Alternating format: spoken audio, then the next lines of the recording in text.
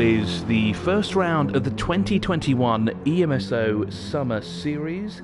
Of course, hosted once again after the successful campaign we had last year. I'm looking at the YouTube channel just now, having a look back at what we did last season. It's not even been 12 months since we've had the previous rounds. It's actually been only 11 months. So actually, we started the championship in July last year. This time we're doing a much earlier start in June. So apologies if I do cut out at times. So I'm just also listening to the stream at the same time just to ensure that it works. But it seems to be we're all good to go. We are just waiting for our drivers to enter the fray here. So as we did last season, we will have qualifying for obviously the first heat race. That will set the grid positions for the first heat race. And because of a successful championship last year, we've had to expand this year's championship as we have over 40 participants. We have 4 groups of 10 that are participating in this weekend's first round, which is absolutely phenomenal. And we have drivers from all over the world as well. Obviously, one of the main rules of the championship to enter the series was that you had to be living in the United Arab Emirates, or you had to be a resident of the UAE at least. But that didn't restrict us to just drivers from the UAE. Of course, we have drivers with nationalities that range from the UK to Lebanon, India, Sri Lanka, literally all over the place. It's an incredible field and incredible talent as well. I've looked through the driver list just before starting the stream here that we have some returning drivers. We have, of course, the returning champion, and of course we have some new faces as well, which is always fantastic to see here. This will be the first round, of course, that we are scheduled to start at around 3 p.m. local time, and the host has ended the session, interesting enough. So not sure what's happened there. So the screen's going to be a little bit different here for now, as we'd like to see more racing. Hi Zubair, how's it all going? Good to see you back again, as we'll sit and we'll wait for the room now to pop back up. And in the meantime, why don't we just say, well, we could talk about the championship here for a little bit. So a huge shout out to our sponsors this year, the Dubai Autodrome and of course Dragon Racing, who will be supplying our top 3 with some amazing prizes, including a chance behind the wheel of a BMW M2, plus a mini JCW touring car, which of course that goes the way of our first place. Hi Andre, great to see you back again in the championship. Sorry I missed you at the last weekend's karting experience, or not experience, was it? It was the second round of the championship, wasn't it? So I've just been informed that some drivers weren't able to enter the lobby, hence why we've had to change the lobby, so that's why it's been turned off. So apologise for the extremely boring back end. We just got a glimpse of the world. Oh, we've gone back to my lobby here, my personal game. As you can see, I don't play this game at all. I barely touch my PlayStation. I'm more of an Xbox gamer myself. But I do own a copy of GT because I've been told it is very good, and of course it helps me out with the streaming here for the EMSO Summer Series. So let's see if the lobby is available. Oh, interesting. Andre, how come you've swapped from the controller you've swapped to the controller from the racing rig that you had last season? Is there a reason as to why you do it? Has it fallen apart perhaps, maybe like some other drivers had during the race last season? It's quite interesting. I heard there was fog during the second round of the karting, which was quite interesting from some of the stories that I saw online. Oh, that's a shame. Hopefully, Andre, you get it sorted out soon. I wonder why we get told on Gran Turismo about the Wicked Witch. That's not very exciting as we wait for the lobby to return. Okay. I hope I clicked the right thing. Hello, Rudd Z200. Thanks for joining us here for this weekend's first round of the EMSO Summer Series. So we're just waiting for the lobby to be restarted here. I'm not sure. Okay, so someone's restarting their PlayStation. So someone's PlayStation may have fallen over. And it looks like, yeah, so some people are having issues joining the session. So, whereas we've got a little bit of downtime here, we've got 10 minutes actually to go before the first race actually begins here, or at least the first qualifying round begins here. Let's talk a little bit about the championship. So we started the EMSO Summer Series last year as a way to get the motoring enthusiasts and racing enthusiasts and those who wanted to race at least back on track, at least digitally. So we ran a 6 calendar race series last season, and due to its success, we're back again for 2021 with a sort of a compacter season, a shorter season it will be, but nonetheless we have more drivers and more talent this year, so it's going to be very, very interesting. Of course, we have the returning Ramalda Labori, which is great to see that the Sri Lankan is back in the championship, but can he do 2 for 2 essentially? Can he win as he did in 2020 in such fashion as he'll do in 2021? Well, we'll have to wait and see about that. As we said before, we've got drivers literally they're packed with talent. It's unbelievable the talent that we have in the series here. Now, one of the questions that we saw before the start of the championship when the EMSO announced it was why did we choose Gran Turismo and why we're playing on the PlayStation not a PC? Well, for starters, the FIA actually recognise Gran Turismo, and there are many championships around the world that use Gran Turismo for their various racing series digitally. So that's why we've chosen Gran Turismo on the PlayStation. Also, it might be a bit easier for some people that may not have the budget for a PC, because of course PCs are pretty expensive. Granted, they do provide exceptional quality when it comes to pretty much everything involved when it comes to racing games and online and everything like that. And it's just easier to do it on a PlayStation, at least in my eyes anyway, because it's easier to say, hey, to your friend or someone that you know, can I borrow your PlayStation, instead of can I borrow your entire PC? That'll be a little bit difficult. So I've just been informed that the lobby will be restarted, even though we're sat here on the screen. So hopefully we'll have showroom with friends, only friends. Am I going to see my friends yet? If I press square, what happens? Oh, we do. There we go. Perfect. So there are 2 sessions. So it looks like I'm friends with somebody else further down. You see there's Ramalda Labori, champion from last season. As you said, great to see him back in the championship. So, of course, as this is a fully fledged championship, of course, by the EMSO, there are rules and regulations, and one of the rules and regulations is to be racing in the BMW cars, and there are only 4 to choose from, essentially. There's the Z4, there's the M3, and the 6 Series, and M6 as well. 2 of the cars are actually identical, they've just got different liveries, and then obviously the Z4 and the M3 are older spec generation cars, but I see when everyone was practicing earlier today, when I joined the lobby to see what was going on, there were a lot of people using the M6. I didn't see many Z4s out there, so this will be quite interesting to see. So before we can spectate, we'll have to wait for a driver to enter the fray. ATCUAE has done that, so that's great. So we can immediately go straight to the track. Now let's just go back to the cars. So the EMSO have basically regulated that everyone must drive the BMW, one of the BMWs in Group 3, which will essentially level out the playing field, at least in the cars.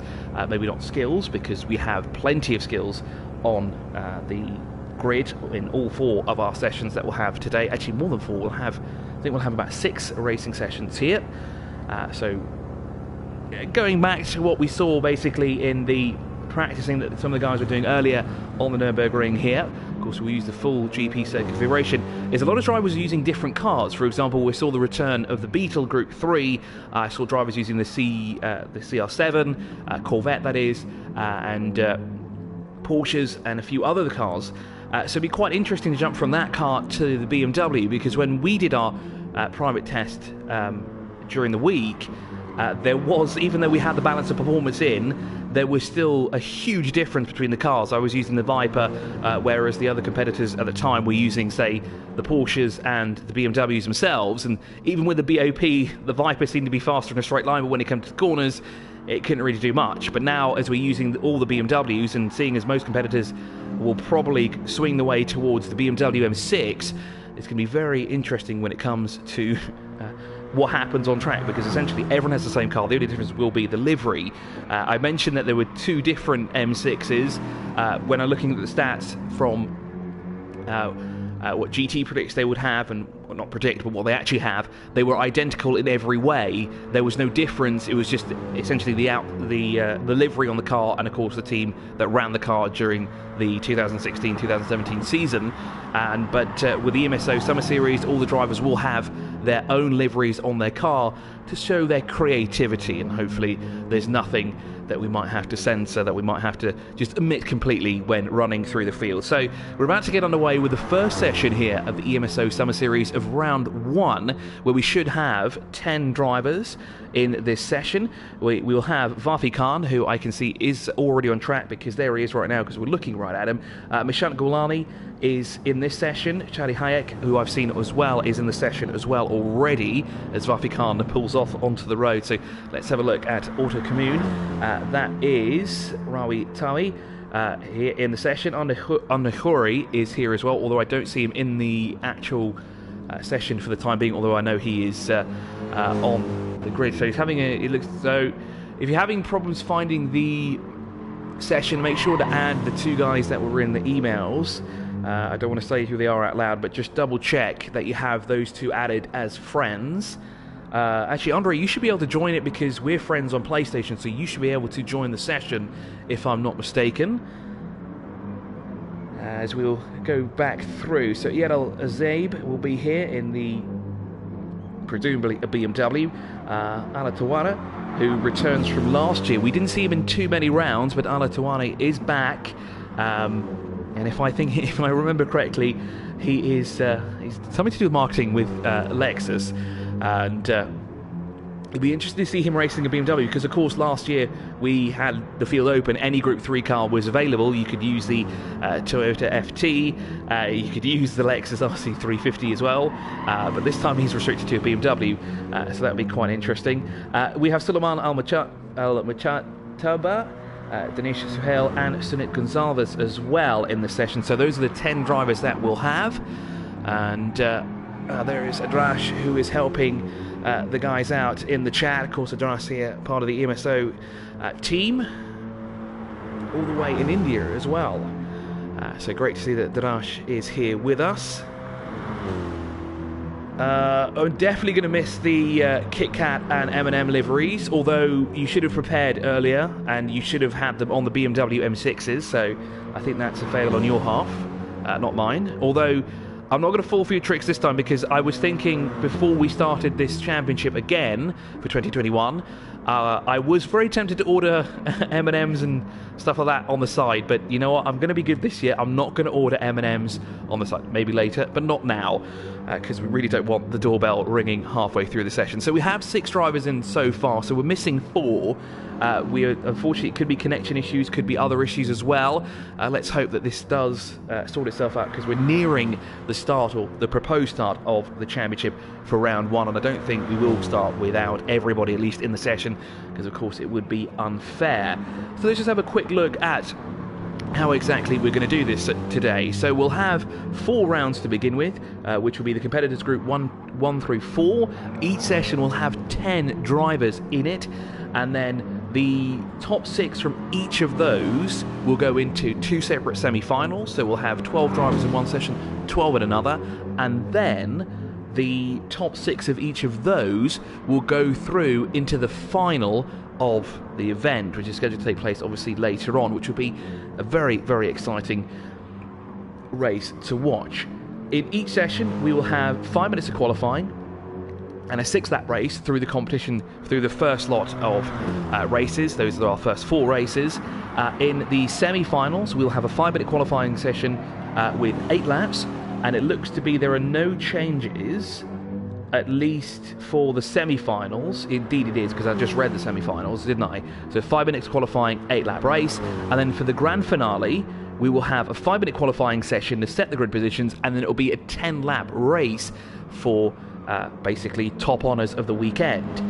In the championship, now I did have the regulations here, so why don't we have a quick look at who scores what. I can tell you right off the top of my head that I know that you get at least 25 points for a race victory, and of course starting off strong is what you want to do, but it may you've got to keep that consistency going, and you have to constantly score high. One bad race in the EMSO Summer Series and you could be tumbling your way down the order, which would be very unfortunate. Mustafa, let's see if maybe one of the guys in the chat from EMSO can assist you with that. If you have signed up and you didn't receive the email, maybe the guys from EMSO can help you out here. So now I've got the regulations in front of me. I'll tell you a little bit more about our sponsors as well for this, but let's have a quick look at the points tally. So it is 25 points for a win, 18 for a second place finish, third is 15, 4 12, 10 for fifth position, 8 for sixth, seventh is 6 points, 8 4 points, ninth 2 points, and 10th 1 point. Now what I've got in front of me here is of course the point standings for the final race only, so these points do not count if you are of course where you finish in the semi-final or the heat races to begin with. Let's call them the quarterfinals. I'll probably forget that and call it the heat finals anyway. So of course all our competitors will at least get 1 point in that final race. Actually no, they won't, because 11th and 12th I've just seen do not score any points in the championship. So it looks like we're having some drivers that may not be in this first race, which of course will cost them some points, and of course, well, not points only, it will cost them a shot at a final run here today. So we are still looking at who is joining and who's having issues.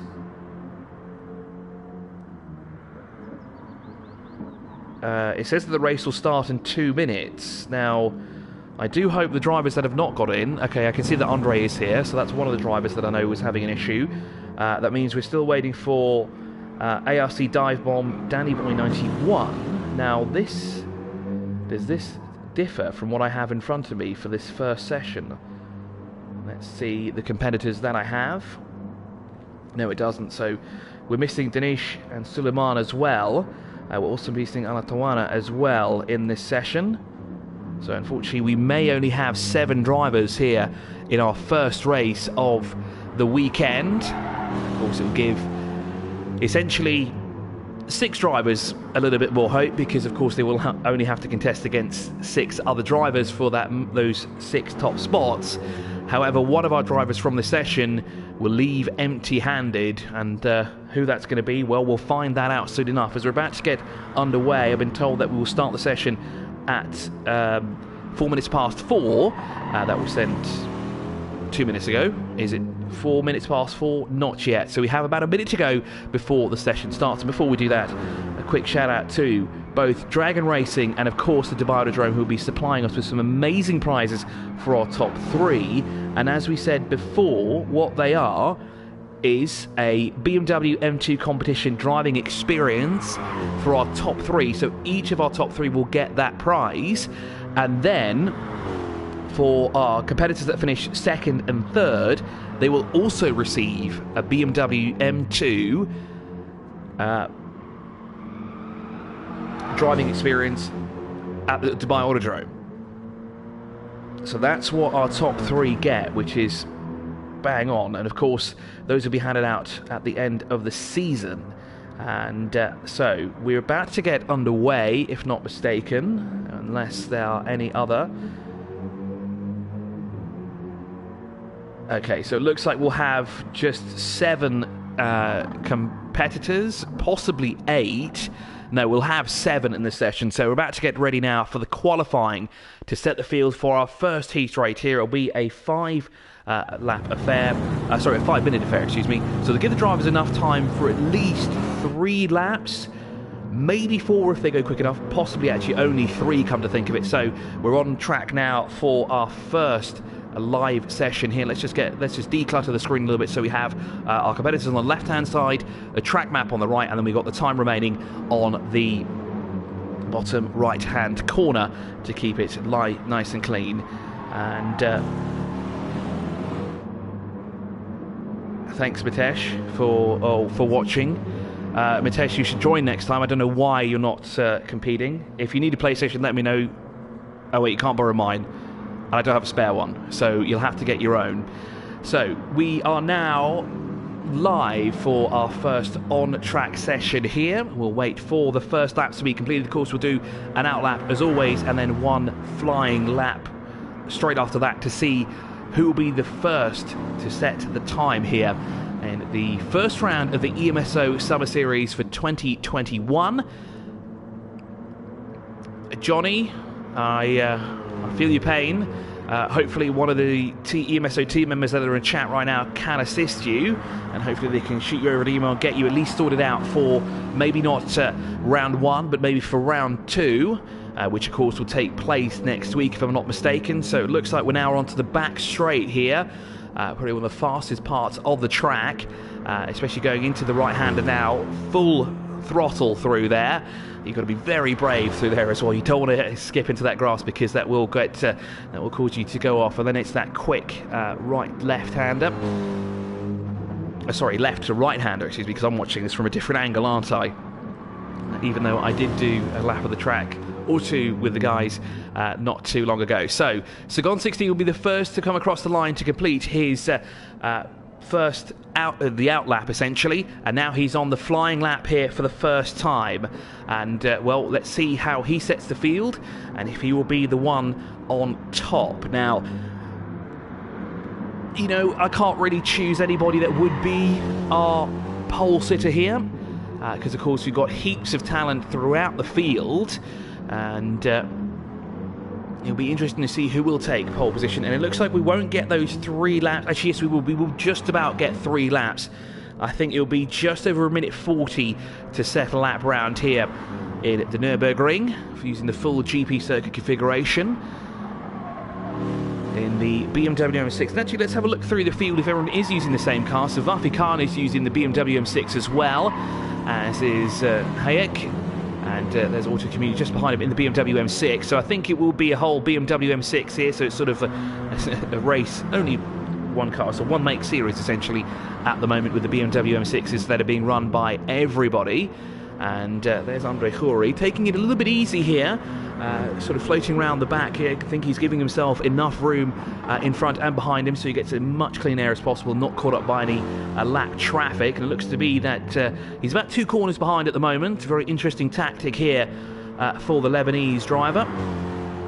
Of course, returning from last season as well. Certainly one to watch throughout the championship. No doubt see him on the podium not once, but a fair few times. As let's quickly go back to Sagan 16 and see what the first lap will look like, and if he will have the time to beat immediately when he comes across the line.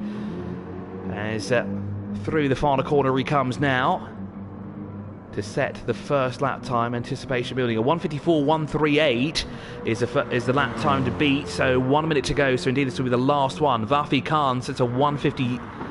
Instead of 1:56, it is. So Sagan 16 has set the time to beat, and he's 2 seconds up the road from his closest rival. And let's go to 7th position. That is no longer Andre Khoury, because he shot way up the order into 2nd place, doing a 1:54.703. So Sagan 16 is the fastest man out there with a lap time of 1, if it decides to show up, that is. There it is, a 1:54.138 is the time to beat, and he is only 0.5 of a second up the road from Andre Khoury here, the Lebanese driver, with a 1:54.703. Now, 3rd position is going the way of Auto Commune, and he's set a lap time of 1:56.269, so he's 1.5 seconds from Andre, and a fair few more seconds behind our race leader. 2 seconds actually behind the race leader.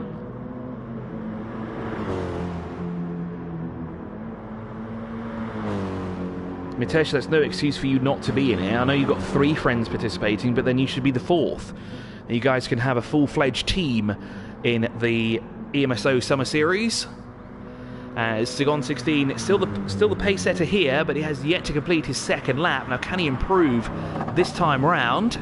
And a little bit using a bit too much of the track there. Didn't quite get on the brakes early enough there. Going through the penultimate corner, now going through the final corner. And I wonder now if he will be pinged when he comes across the line. Does he improve? No, he doesn't. He does not stay, or he does not move anywhere. Well, can't move anywhere, can he? Because he's the current pole sitter. That is not Andre Khoury going off in the background. That is another driver who's gone off through the penultimate corners. As through the final corner comes Andre Khoury, and can he improve? Can he go to pole position? No, doesn't look like it. He'll have to settle for second place with just under a minute to go in the session before it ends. It looks like Second 16 will be our first pole sitter here in the EMSO Summer Series, and there is a recap of who is where. And I wish Gran Turismo would sit on it a little bit longer so we could see who is where. And, well, Second 16, who is our first driver to sit on pole position, the Indian driver, will be the man to beat for this race provisionally, as he has obviously the position that he requires. He's out in front of the rest of the field, and this will be an interesting one here to see. So the first race about to get underway. It will be a rolling start here for Second 16. Behind him, Andre Khoury. Then we have ATCUAE in third, with Vafi Khan in fifth position. Down to fifth is Ian Izab. Going by their gamer tags, we'll go through their names later on when we can. Gaijin 71 in sixth, and Charlie Hayek down in seventh position. So we're about to get underway here for the first time, and green lights here at the Nürburgring. We are live in the EMSO Summer Series round one as Second 16 goes defensive. It looks like he's warming up the tyres. Now, interesting strategy to do right at the beginning there. It's down towards the first corner he goes. A bit wide through there, almost clips the cone. Gives Andre a chance to sneak up on the inside, but not quite close enough to make a move. Good, Mitesh, I'm glad. We need to have you in the series as well. As a tighter line there for Second 16 as Andre looks to the inside. Of course, can't be that cheeky going through the first lap here, but very...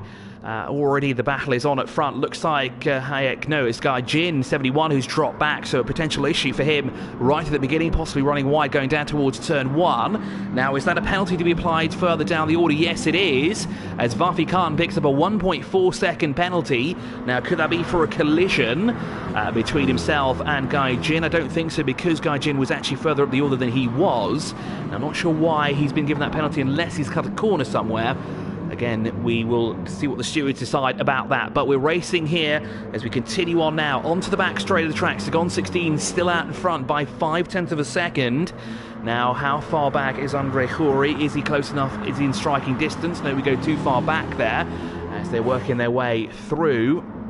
And onto now the back part of the track here. One of the quickest parts of the track as well. Got to go flat out through the right-hander, and can Andre Khoury grab the toe, and can he pull up alongside him? Not quite. He's going to try on the outside line here going into the left-hander, as you see a battle for third place as well brewing, as Andre looks not to the inside but decides to follow Second 16 through, as he nearly continues to lead here going through the final corner and looks to be controlling the race for the time being. But we'll have 5 more laps now. It's a little bit squirrely through the final corner there for Andre Khoury, as across the line comes Stanley Gonzalez, who leads the first lap of the race here at the EMSO Summer Series round one. Let's go back to third position here, because the battle between ATCUAE and Vafi Khan, it looks like ATCUAE there breaking quite early there, actually going into the final corner. Vafi Khan almost getting into the back of him there through when he's across line and into that first corner. So this is the battle here for third position for ATCUAE. It looks like we've got another penalty further down the field as well. Or is that just my eyes playing tricks on me? It might be. Let's quickly go to the seventh position. No, nothing to report there, but it looks like CIK 5 has dropped back, which is unfortunate, but it's good news for Gaijin 71, after not the best opening lap, has managed to reclaim sixth position and will presumably be in our top 6 and make his way into the semi-final, at least one of the semi-finals, as Andre now dropping from the back bumper of Gonzalez here at the moment, as Gonzalez continues to lead here at the Nürburgring in the EMSO Summer Series round 1 of 2021. Through now into the second sector we are, into the left-hander again. Andre not close enough to make a move, and so Gonzalez has that M6 on a rail at the moment here. He really nailed down and got it really dialed in as the Indian driver, as he makes his way now onto the back part of the circuit here, full throttle through that right hand. You've got to be very brave as well, because that's not an easy corner. If you brake, the driver behind you will close in, but if you go full throttle, 2 wheels on the grass, you will lose it. Now that was a very interesting right-hander there. Looks to be possibly too many wheels off the track, but let's wait and see what the stewards decide about that. As, let's go to the man that's in second position. Why don't we try and ride on the bonnet of his car? There is the gap, and there you can just see how far up the road CIK Gonzalez is at the moment. Not quite a corner as Andre closes the gap in there. Tight line goes the former kart racer here in the United Arab Emirates. Was racing last weekend in the at the Dubai Kartdrome as part of their endurance championship as well. So he's into the left-hander, closing in the first sector here on CIK Gonzalez. Now I wonder where he's losing it, as he does lose it ever so slightly through that sequence of corners that puts him now at a deficit, but he's still closing in as we make our way down towards the right-hander now and into the hairpin. Through down into the left-hander we'll go now into one of the slowest parts of the track here in at the Nürburgring GP, but it looks like CIK Gonzalez is stretching his legs here and he is still controlling the race. Now let's go back into the camera view so we can see everything that's going on, and back with the race leader. You see Andre Coury is still there. He's lost about 0.5 of a second in the opening 2 rounds. It's a very brave CIK Gonzalez through those corners there, almost 2 wheels in the gravel, and that wouldn't be a wise thing to do, of course, because we were running essentially realistic settings here, so any slight mistake can cost you an entire race.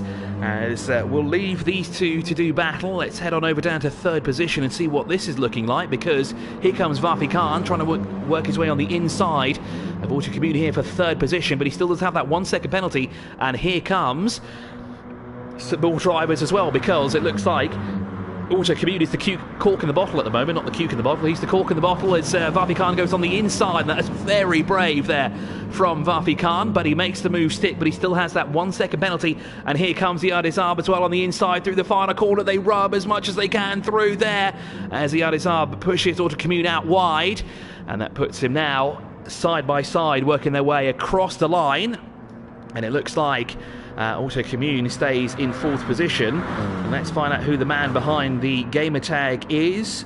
Where is ATCUAE? That's Rawi Tia behind the wheel, the Lebanese driver. So looks like 2 drivers from Lebanon here, and battling with Iyad Izab again.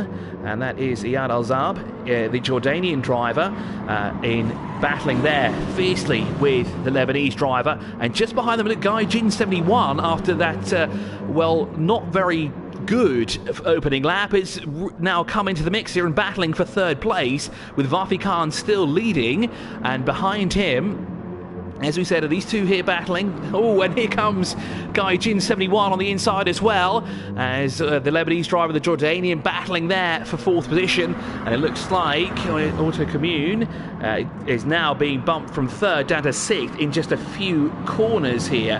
And that is, of course, where is ATCUAE? There he is, right away. There, unfortunately, dropping down a 6th position as the battle rages on, though, still for 4th place between Iyad Izab and Guy Jin 71. Now, where is Guy Jin 71? Let's find out who the man behind the gamer tag is here. I've got someone here that has NA, and that's definitely not him. Guy Jin 71 is Mishant Gulani, who is now in 4th position. So a great opening, well, not a great opening lap, but definitely a second half of the race here going towards Guy Jin 71. And he looks to be here looking for 3rd position. Remember the opening lap, he had a problem and he was way down in 7th position. And now he's challenging for 4th place. But here he's in 4th now as he's closing the door on Iyad Izab, going through the final corner.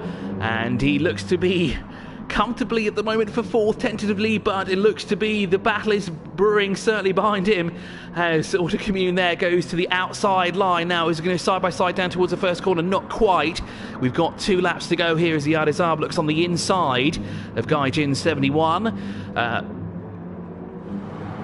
will see you in round 4, and great to see you back in the championship as well. Thanks for participating as well for this first round. Great to see that the drivers are also participating in the rounds. Maybe they're not racing, but they are at least in the chat, as it's all over the place going through the second part of the track. Here is now with Vafi Khan is managing to escape in third position, while these three are squabbling behind him, and ATCUAE has picked up a penalty. Now presumably that would be for cutting the track, because they were all over the place. This guy Jin 71 there, a very, very brave move through that corner. Hello Rami, it's a shame that you're not here, Rami, because the show that you put on last season was absolutely phenomenal. Hopefully we'll see you soon. But greetings from the UAE all the way to Qatar. Great to see, Rami, that you are okay. Wissam, great to see you back as well. I know that you'll be racing with us later on. Mitesh, I would love to do Formula 1 at some point, but maybe one day in the near future if F1 ever comes a knocking. But for now, it is all about the EMSO Summer Series Round 1 as the battle continues to rage on here for fourth place. And let's actually go to fourth place, because there's ATCUAE with a 2.4 second penalty. That is huge stuff here as we're on the penultimate lap. And then a little bit in front of him is Vafi Khan, who is now bringing his penalty down. He still has 14th of a second. He's brought it down by a second. That's great to see. He will presumably be third, because there's been a lot of squabbling behind him. But let's focus our attention now back to the race leader, because Sigon 16 has been on an absolute tear here. He's been literally on a rail. He's been glued to the track. A fantastic job here from Sunit Gonzalez 16 to stay ahead, to keep everything on track. No penalties, no corner cutting, no nothing. A fantastic race so far here from Sunit Gonzalez. Same with Andre Khoury as well. He's kept it nice and clean there in second position. He's dropped back to the race leader, but still circulating in second, and he's going to be happy with that, because of course that will secure him a spot in our first semi-final. Sunit Gonzalez 16 though is certainly, he's put on an absolute show here. And then let's go back to third position as Vafi Khan has brought that penalty now down by 0.2 of a second. Fourth position, ATCUAE there, his penalty still looms at 1.8 seconds. But unfortunately, the man that's going to miss out on our first semi-final will be this man right here, Charlie Hayek here, the Lebanese driver, not having the best race here. It started off pretty strong for him, but unfortunately just hasn't gone his way here, as our race leaders are working their way through now into the final sector. Sunit Gonzalez 16, he's starting his championship campaign here, the Emirates Motorsport, or the EMSO to make it easier, Summer Series for 2021. He's going to start it off with a bang, and the right way as well. He is cementing himself as one of the key players in this season so far, as he comes into the final corner now, the final right-hander here for the Indian driver. He will win the first heat race here, and it has been a fantastic race for both him and Andre Khoury. Sunit Gonzalez takes the first victory, with Andre Khoury taking second place at the line. Vafi Khan will come across the line in third, and his penalty's down to 0.0, although he'll probably have a 10th of a second somewhere added there. He will be third though, because he's far enough ahead of fourth and fifth position, as Vafi Khan across line in fourth. ATCUAE is across line in fifth position.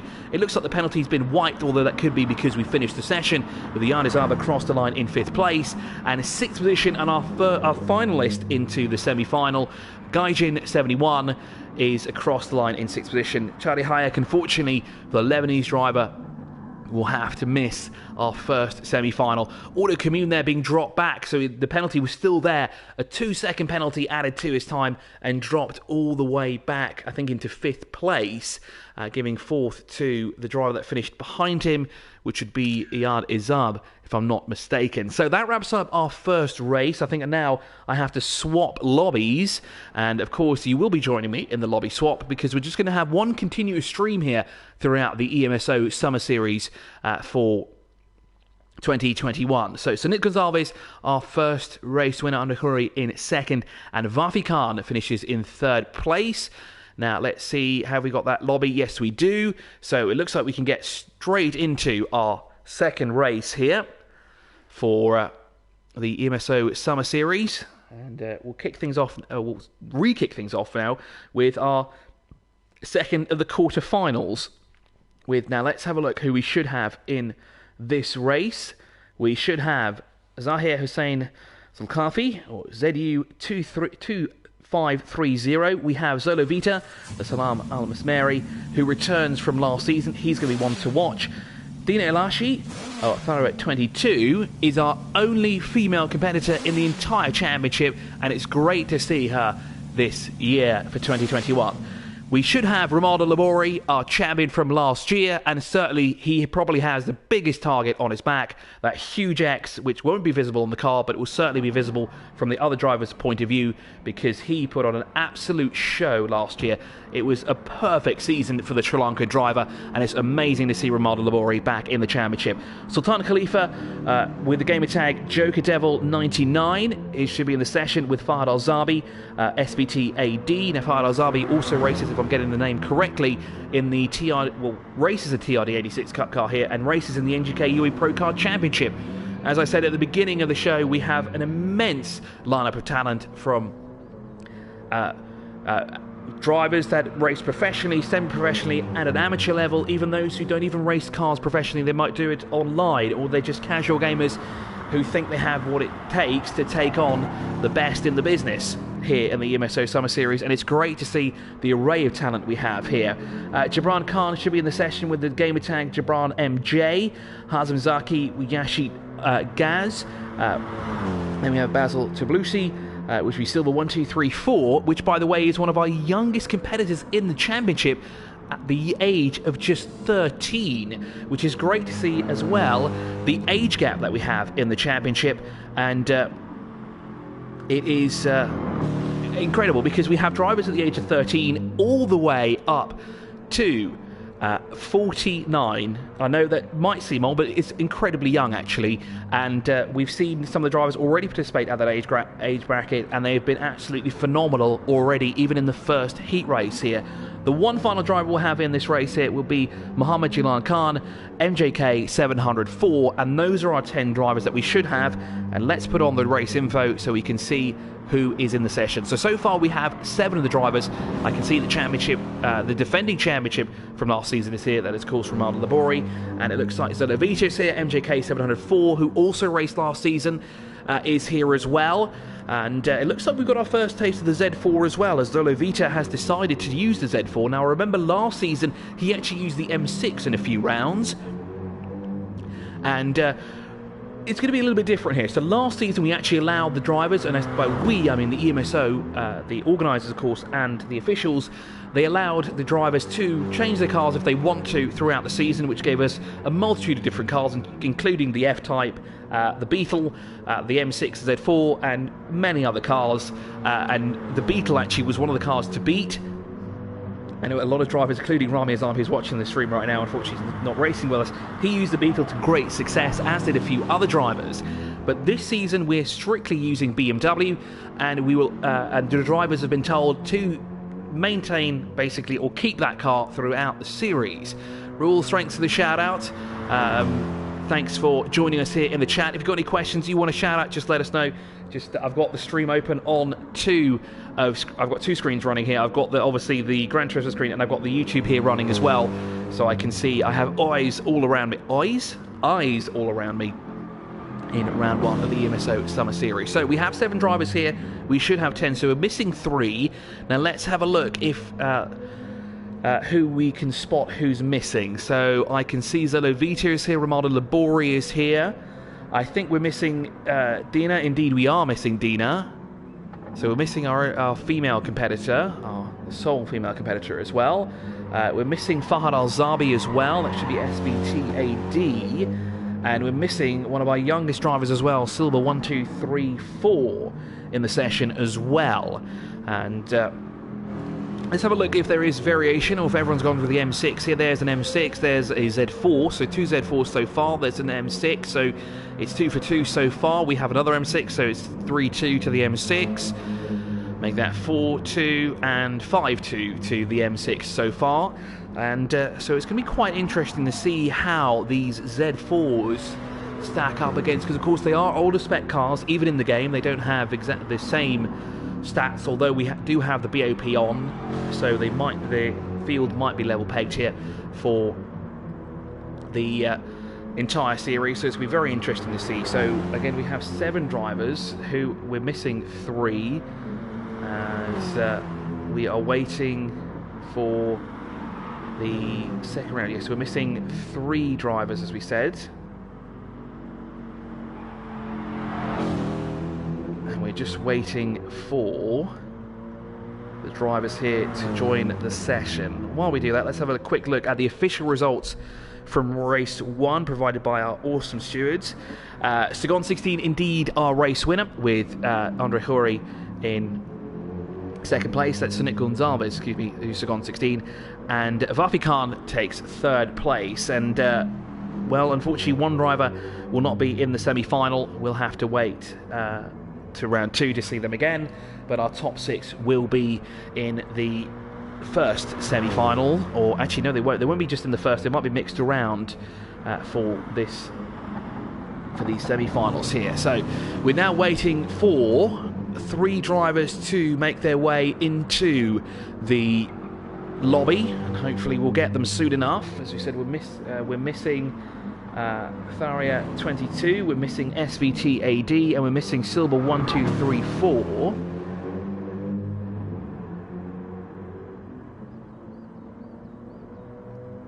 And hopefully we get them all into the lobby, because of course we are on we do have a timeline here, of course. We do try and stick to the timeline as much as possible.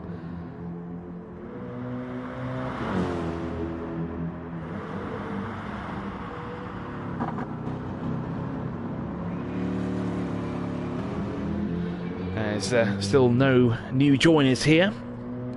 For those of you who are new to the stream, welcome to the first round of the EMSO Summer Series for 2021. We've had our first heat race so far, our first quarterfinal, and we've had our first drivers entered, or first 6 drivers even, to our semi-finals, which will take place later on today.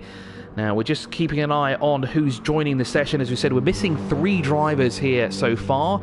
We've got 1 so far, so that's great. That's Fahad Al-Zabi, who's just joined. So we have 1 driver, 2 drivers that we're missing now. That is Tharia 22 and Silber 1, 2, 3, 4, who we're waiting to join the session. Unless we have a different outcome, that we will have to run with these competitors that we have at the moment, which means at least we'll have 8, so we'll have one more compared to the previous round. But it'll be great to have a full session here of 10 drivers, because we've had 14 entrants for this day alone for these races. So far we've lost 3 already. Not sure why we've lost them, but maybe something's come up or other reasons. I know disconnections were a real issue last year during the 2020 season. A lot of drivers unfortunately suffered the fate of basically disconnecting internet even before the race started. We had a few actually disconnect during the race. It was absolutely heartbreaking. I remember during one of our finals, actually, we had one of our top drivers, basically his internet just gave up and died halfway through. We've had some interesting disconnects as well. One driver had their entire rig break on them. One had battery issues. We had one that had their rig fall apart halfway through. So we've had some real funny moments here in the EMSO Summer Series. And of course, if you'd like to learn more about the EMSO Summer Series for 2021, you can head on over to the EMSO's website, which is emso.ae. You can head over to Facebook and Instagram, the same handles as EMSO. You can stay up to date with the championship and stay up to date with everything motorsports related in the United Arab Emirates. And of course, if you'd like to enter the championship, if you're listening now and you'd like to enter at some point, we do have, of course, openings for round 2, which will remain open for the next coming days. So if you think you're up for the challenge and you think you can tackle the likes of Sunit Gonzalez and others, you're more than welcome to come and try. Now, we have a driver that's joined the session, but I don't see their name on the entry list, as they are supposed to be in race 4. They have decided to enter race 2, which is interesting. I wonder what the stewards and the officials would do about this. I think, okay, so the session will start. So unfortunately, we won't have 2 drivers by the looks of it. We will be unfortunately missing Tharia 22 and Silver 1, 2, 3, 4. And we're going to get started in about a minute's time.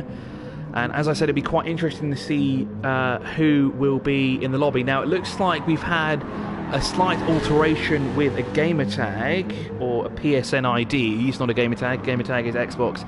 PSN ID is PlayStation. No, they haven't changed it because that's Hazem Zaki there, who's Yashit Gaz. I did see a note somewhere about someone not using the correct gamer tag, PSN ID. I've got to get that word out of my brain. But it looks to me we have all the correct drivers with the correct PSN IDs in the session. As you said, it looks like unfortunately we'll be missing 2 drivers from this session. And I think we're about to get underway for the qualifying. Again, as with Heat Race 1, it will be 5-minute qualifying, and then it will be a 6-lap race to determine our top 6, and those top 6, of course, will go into one of our 2 semi-finals, not just the one, they'll go into 2 of them, so there'll be a bit mix and match. Some of them might meet each other in that semi-final, some of them won't, and then they may meet each other in our grand final, because, of course, we'll have no less than 7 races today, if my math serves me correctly. We've got 4 heat races, 2 semi-finals and a final, so that would be 7 races in total, which is absolutely great to see here in the EMSO Summer Series for 2021. So we're just awaiting the start here of our final heat race, and as the session is being started in 30 seconds.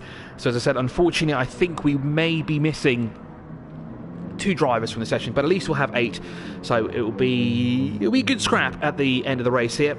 Let's see how this goes. There's Romano Labori wishing everyone good luck. As we said before, he's definitely going to be the man to watch here. This is him right here in the BMW M6 GT3 car with the NOS livery, and as we said, the Sri Lankan won last year's championship, comes in as the defending champion. Certainly, as we said, one to watch here as we're about to get underway now with the qualifying for round 2, or sorry, not round 2, race 2 of the weekend. This, of course, will be our second heat race of the day. We're still waiting for the lobby to get started as we patiently wait to see how this pans out. So we've got 3 drivers in the pit lane. Actually, let's go through the cars. So we've had, I see there's a lot of BMW M6s. Actually, I think the majority of the field here are BMW M6s, apart from Zolovita and one other driver. And it looks like we've just had a very late entry there. I've just seen that Thrive 22 is in the session. A little bit late, but she's here nonetheless, which is great to see. So we're back now up to 9 competitors here in the second heat race. Now, I wonder what the stewards are going to decide about this, though, because that was a rather late entry. Granted, we haven't started the session yet, so it's good news for Thrive 22. But let's see how this pans out. We're still waiting for the session to start. So waiting for that session. Here we go. So one of our stewards, of course, Dominic Simon from the Dubai Autodrome, is one of our race officials here, and looks like mandating when people are joining the session, telling them to join them ASAP. Of course, we can't have this championship without these guys from the EMSO, and of course the officials, the drivers, the competitors, even you in the chat. You guys make these events what they are, and without it we couldn't do it. So a huge shout out to all of you, and we're great now. We're happy to be here as the qualifying is now about to start. We have 9 drivers in total for this second heat race. We've already done number 1. We're now into the second session here. 9 drivers out of 10. That's a great way to start the second session as we're about to get underway here. So again, 5 minutes to qualifying. We'll set the grid. That will be the order of which they will start the race, and of course when we come to the race it will be 6 laps of racing, and it'll be interesting to see who will be on pole position. I would predict we'd see Romano Labori on top, but with 9 other drivers here to go against, sorry, 8 other drivers to go against, this is going to be very tough for the defending champion. Of course, he's also racing in a different car from what he was last season as well. It escapes me what he was using last season. I think he was in the Lamborghini, if that is in Group 3, if I remember correctly. That's what he was racing in, and that seemed to be one of the cars to beat as well, along with the Beetle. So it looks to be anything VW was the car to beat in the EMSO Summer Series for last year. But now we've only got BMWs, which of course will be the M6 and the Z4 this season, and it seems to be that the Z4 is not a popular choice. Neither is the M3, because we haven't seen it at all yet. Hopefully we'll see it in rounds 3 and 4. for our heat races, but the M6 is the car to beat. And speaking of Z4s, there is one right now. That's Gibran MJ behind the wheel of that car. That is Gibran MJ, the man behind the gamer tag, would be...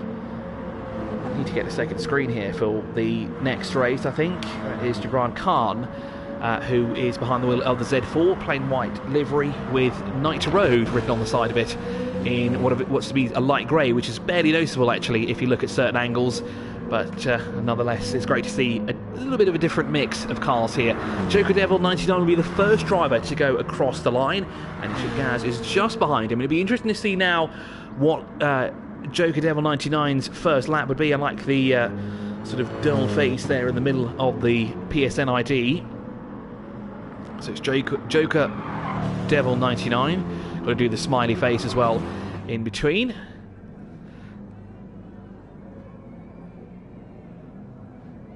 Rami, I would share all the race info, but I have a feeling it might clutter up the screen a bit too much because it will give us everything, including the time of the lap as well, which can be somewhat intrusive. So what I can do here for you is we'll do this. So we'll do display all, and we'll move that, and then we have everything on screen for you there. So we have not just the track map, we have telemetry, we have obviously where they are on track exactly when we're looking at them. We've got speed, the gears, unfortunately it's in miles per hour. I'm not sure how to change that back to kilometers.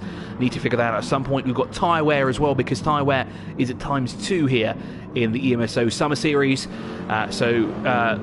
Guys, if that's okay with you, let me know. If it's too intrusive, I can also remove it. The only thing I just didn't like was the timing right across in the middle of the screen. It's I know it's kind of off-putting for me, but we'll leave it at that. So we've got 8 drivers on track. However, it appears we're missing the 9th driver. We're missing the late entry Thuriah 22. Unfortunately, doesn't look to be in this race at the moment. Let's go back to our entry list. Indeed it is. Thuriah 22 is not here. Now, I know she was in the session before we started the qualifier, but she's not made it onto the track here for the qualifying session. So let's see how this plays out now. Will she get a second shot? Does she have to have done the qualifying in order to be in the race itself? I could imagine not. I guess you'd have to be, because the race essentially starts right after the qualifying is finished. So unfortunately, we won't see Thuriah 22 at all. As across the line is the first lap to be completed, 1:54.628 by Ashik Gaz is the fastest so far, and that is in his BMW M6. But it's immediately trumped by a slew of drivers, including ZU2530, who does a 1 minute 53.769. He is now the man to beat, with Ramada Labori, defending champion, who's about 0.2 of a second behind our race leader with a 1:54.018. And then it is Mohammed Jalan Khan with the MGK 704 PSN ID in 3rd position. So you can just see on the left-hand side of the screen, just underneath, is the fastest lap, that of course goes the way of this man right here in the BMW M6, who said that's the car to beat so far. Let's see where our leading BMW Z4 is. Now that's in 6th position with a time of 1:59.243, 1.6 seconds off of the man in front, but 5 odd seconds off the race leader being hounded there actually by race leader. And this actually could disrupt the race leader's next flying lap, because he's actually technically impeding him, and it looks like the Z4 driver has been given a penalty of, well, it was 0.4 of a second, and now it's been dropped back, but he's certainly impeded the race leader's time here. So that would be unfortunate, because he may not have enough time. But it looks to be they will have a second, or they'll have... it looks like they'll have enough time for at least one more lap. We've got 1 minute 23 seconds remaining on the clock. No, we don't. We do not have enough time. And Ashik Gaz goes fastest of all by 0.022. That was a phenomenal last lap there, and unfortunately for the man that's in second, he was impeded by that Z4, and I know that cost him time because he certainly did get caught up behind him after the hairpin. And I've just been told as well that Thrive 22 unfortunately is considered a retirement because they did not join the session from the spectator mode, unfortunately. Zolo Vita has been given a warning as per the stewards for slowing down in the last turn on warm-up during qualifying and blocking a competitor. They were caught blocking CVT AD, which is Fahad Al-Zabi. So we're now getting ready for the second race of the day, and this is going to be quite an interesting one. I predicted Romano Labori would be on the front row of the grid, but he's not. He's actually in third place, is our defending champion. Behind him is MGK 704, but there is the man who put the fastest time of the session in. That is Yashid Gaz, and Yashid Gaz, the man behind the gamer tag, is Hazim Zaki, who is the man to beat here, and he is setting the field off from pole position.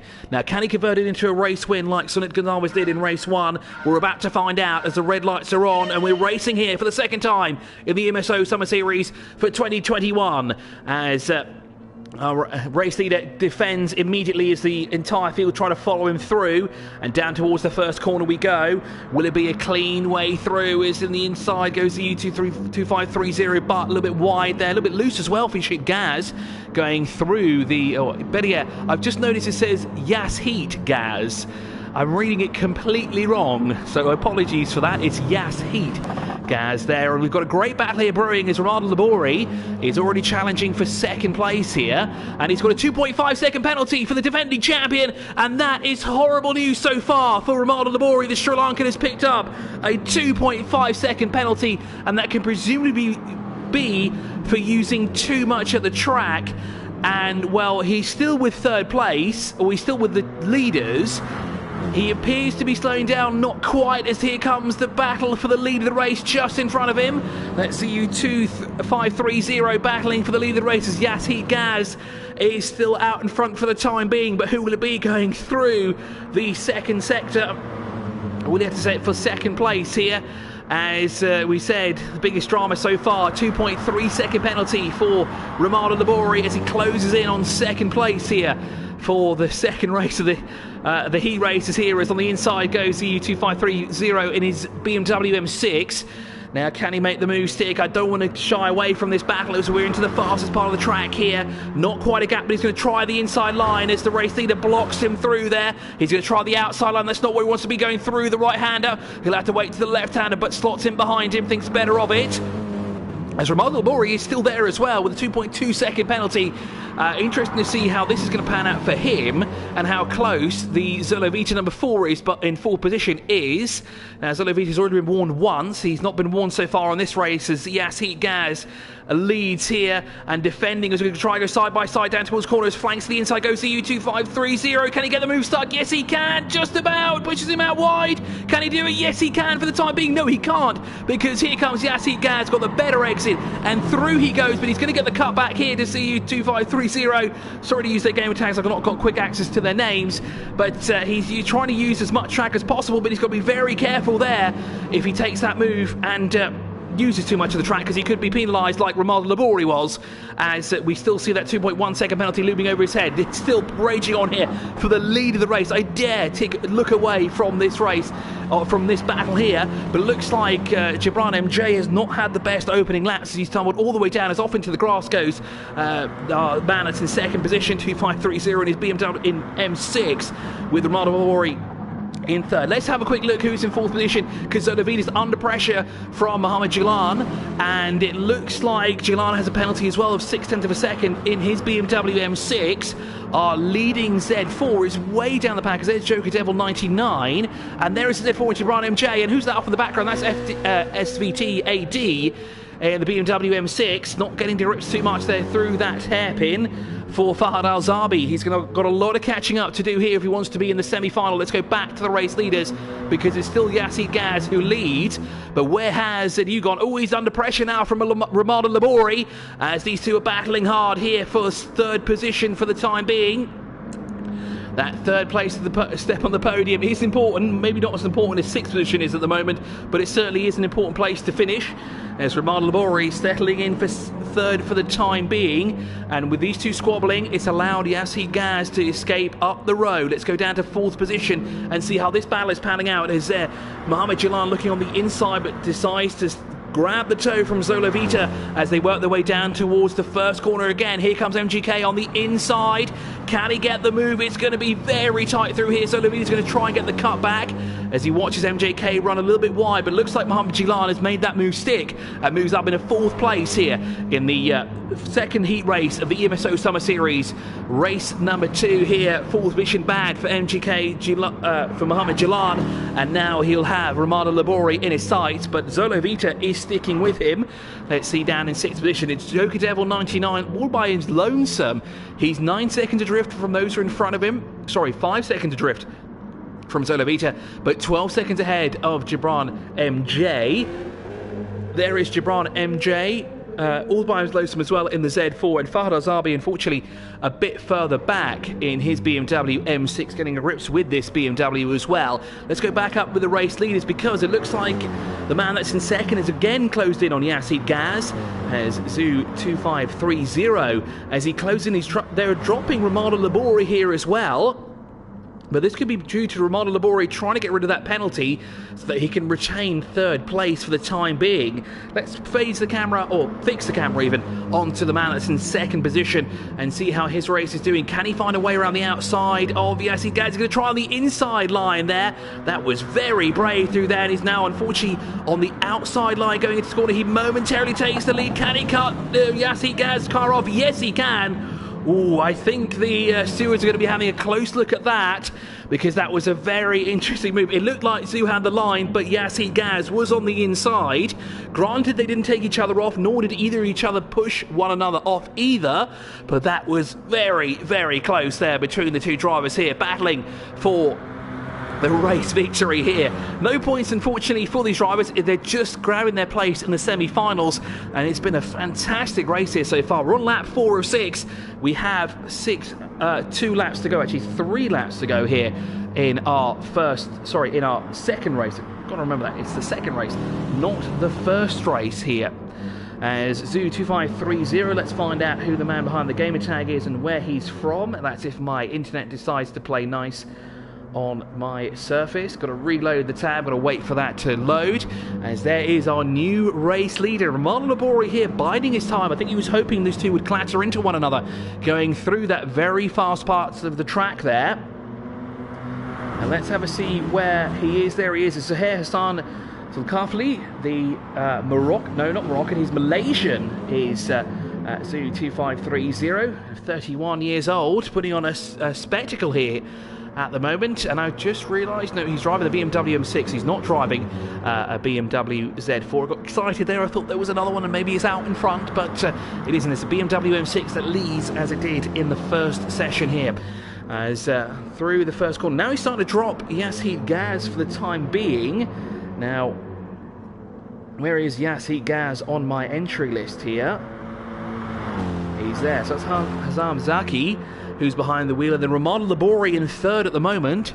He's continuously shaking that penalty off. However, he's also gaining ground. Oh, I see as well, fourth position has a penalty. We already saw MJK 704, that's Mohamed Jalan there, who had the penalty already. He's been able to shake it down to at least 0.2 of a second, but now he has to start closing in because he could be the man that finishes in third position as we move back to the battle here for the lead of the race. In the second of the heat races here, with Zoo out in front, as we said, there's Zuhair behind the wheel.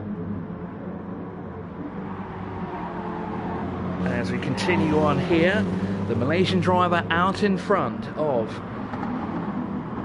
Zaki, that is, the Egyptian driver, just 19 years old here in the CIK Gas. Oh, and he's picked up a penalty as well. Now, we're just spotted that as we're looking through the entry list. Now, he must have picked that up going through a corner there, so that's potentially corner cutting, and that's quite devastating for him as well, because if Romano Labori can shake his penalty, as he's done quite successfully so far, he's brought it down to 0.8 of a second. If he can nab this, he might be able to nab second place here at the line due to penalties. But let's see how this plays out as we're on the penultimate lap now, going through the hairpin, possibly one of the slowest parts of the corner besides the first corner of the track, as Zaki has picked up a penalty of his own with 0.4 of a second looming over his head for that, and he's 0.6 of a second back from our race leader. So Zahir doesn't have too much to worry about now, with two drivers behind him, both with penalties, and unless he's got the stream running, he won't know those two drivers have penalties. Romano Labori, a very, very wide line through there. He's on a mission. He wants second place immediately. He definitely knows that there's much more of the race to go, and I think, apologies, there's no data on the screen. I've just realised that as well, as we're 5 laps into it, but I think we'll keep it this way because it's a lot cleaner than the rest of it, because we've got the slowdown, we've got the penalty there on the screen, and CIK Gas 2.7 second penalty. It was 2.9 not too long ago, but he must have picked that up going through that corner. He's using too much tracking. He's got to be careful because the stewards are going to be watching him now as well. If the game is watching him, the stewards are certainly watching him. Could be applying a pressure. They could be applying a penalty here to Zaki at some point for the young Egyptian driver, as he's running in second for now, but that penalty is quite costly. Let's see where Mohamed Jilan is. He's managed to shake his penalty. He is 4.1 seconds adrift, so not close enough to nab a top 3 spot. He is, of course, in the threshold of our top 6, so he could be walking. He obviously will be walking into our semi-final, but it's where the man in second place will finish, because 2.5 seconds, that's a massive penalty. Unlike Romano Labori, who got it right at the beginning, he's managed to shake it down to at least 0.6 of a second. But 2.5 seconds in a lap, he's going to have to concede third place. He's going to have to give second place. Romano Labori on the inside. They touch ever so slightly through the hairpin, and it looks like Romano Labori has muscled his way through the hairpin there. But Zaki is not having any of it as he fights back, and it looks like it goes the way of Romano Labori as the Sri Lankan goes into second position in our race here. He's still got fighting the 10th of a second penalty on his head. However, I think he will stay in second. But it's Zaki. Where will Zaki finish in this race? It is going to be interesting, because I don't think Mohamed Jilan is close enough here. No, he isn't. He's 0.3 of a second. So it looks like Zaki will be able to retain that third place finish now, because of course Labori has gone through, as now into the right-hander goes Zahir for his first race victory here. He's starting as well off in style, grabbing his first victory, and the second race victory of the season so far, and he cements his way into one of our semi-finals, not the first semi-final, but one of them at least, with Romano Labori also in the semi-final, along with Hazem Zaki, who will be in one of them as well. He maintains third. Zolo Vita crossed on there in 5th position, but 6th position goes away of Joker Devil 99. He's quite far away. Now he's going through the final corners now. Will he have enough time to finish the race? I hope that will give him at least 6th position at the line, so that we will see him in one of the semi-finals. And that wraps up a very intense second heat race. That was absolutely phenomenal. A great drive there from Zahir, the Malaysian driver. A fantastic drive nonetheless. But Romano Labori, as he did with in the 2020 season, a fantastic drive from the defending champion. You can just see why he is a defending champion here. So I'm going to exit the session here. We'll go into a different lobby, and I'll try and get back the race info so you guys can see what's going on with the driver that we'll be watching at the time. As let us find room with friends. We need to join. Where is group 3? There is group 3. And we are now getting ready to join the session. So again, this works the exact same way the previous 2 races did. It will be a 5-minute qualifying, followed by a 6-lap race. And again, this will be another one to watch. If the second race was anything to go by, that was absolutely incredible by all of our drivers in that race. And let's have a look at who we should have in this session. So, we should have Mohammed Zubair Hussein, or Mohammed Zubair, returning from last year. So great to see, as we said, more drivers participating from last season, along with new drivers in the championship as well. Hazem, I do agree with you. The penalty system is very harsh, but unfortunately, rules are rules. And, well, unfortunately, you were pinged. But luckily, you will stay third, so that's great. So we will see you in the semi-final. Salam Al-Ketbi is here, Rabdan Motorsports, excuse me, is his PSN ID, and Fahad, not Fahad Azabi, who was in the previous round, wasn't he? It's Salam Al-Ketbi. Of course, he also races in a TRD 86 Cup car in the NGK UAE Pro Car Championship, so great to see the drivers like him in the championship. Hassan AK is the PSN ID, and Peter Kleiter is the man behind the wheel. Osama Haousi is Ovich 09. Then we have Stephen Swindles in the James Swindles SX is his PSN ID. Ahmed Al-Ani, or Ahmed JDM. Great to see Ahmed JDM here. Big fan of Ahmed JDM, that's for sure. I am, so I'm a little bit biased to him.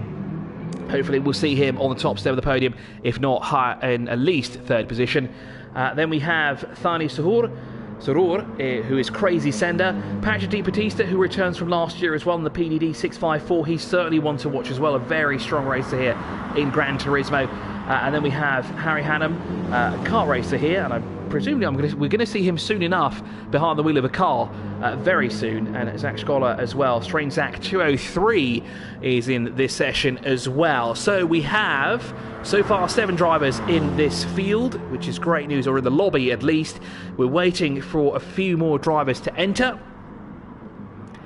And let's see how this one... Oh, I need a break as well. I need to have some water here before I lose my throat. After a quick sip. So it looks like we have race info during the qualifying, but we lose the race info through the actual race itself. And it looks to be a very BMW M6 strong field again here. I think the BMW M6 is the car to beat, and... I think that's the car that everyone's going to join. He's got a pit stop underway here in the BMW M6. That was Salam Al-Ketbi going into the pit lane. I'm Mohammed Zubair there. Very strange to see him jumping from an ATCUAE NSX from last year into this BMW. And actually, I really like the livery he has on his car there. It's very, very comic-y. It's very pop art-esque as well. You've got the, what looks to be, does that say, what does that say on the side? Oh, it says, does it say power? I think it does say power on the side of that, but it's really emphasised there. Great looking car there. Points already for I am Mohammed Zubair. Then we've got another BMW M6. We have another BMW M6 and presumably another BMW M6. Yes, we do. We do, yes. I had to double take there. I thought maybe I'm looking at a BMW M3, but I'm not. I'm looking at a BMW M6 here now, aren't I? And, as well... We're about to get underway now with the third heat race of the day. This, of course, is our third live track session. Of course, using the Nürburgring GP configuration, the full track clockwise as well for all the drivers. They, of course, all have to use a BMW. They're not limited to what BMW they can use in Group 3, as long as it is a BMW, and as long as it's the Z4 or the BMW M6 or the M3. But the M3... literally we haven't seen at all so far in this first race weekend that we're having. Let's have a look at the... So we're waiting what says to be 2 drivers to enter, although we only have 7, so we're actually missing 3. Not sure who is missing, but there is a driver there are drivers missing from this session, so I think we're going to try and get this started as soon as we can.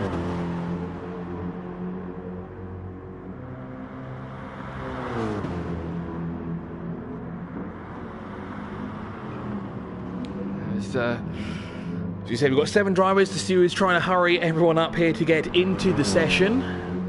As I said, we'll continue just having the session live throughout. We're not going to stop it. We tried to do that last season, but there was far too many issues logging in and out and connection issues from my side as well. I'm glad that this year my internet is playing nice and it is not falling over every 5 seconds, because it's great to not have to keep stopping, starting, and so on and so forth, and having to rename the streams as well was quite monotonous as well. So we have a total of 7 drivers in the field. We should have 10. As we said, I think we're missing Harry Hannum by the looks of it. I think we are. No, we're not. We're not, because we're looking at him right now. We're missing Crazy Sender, who is Thani Sahur. We're missing Ahmed JDM, which I'm very disappointed about.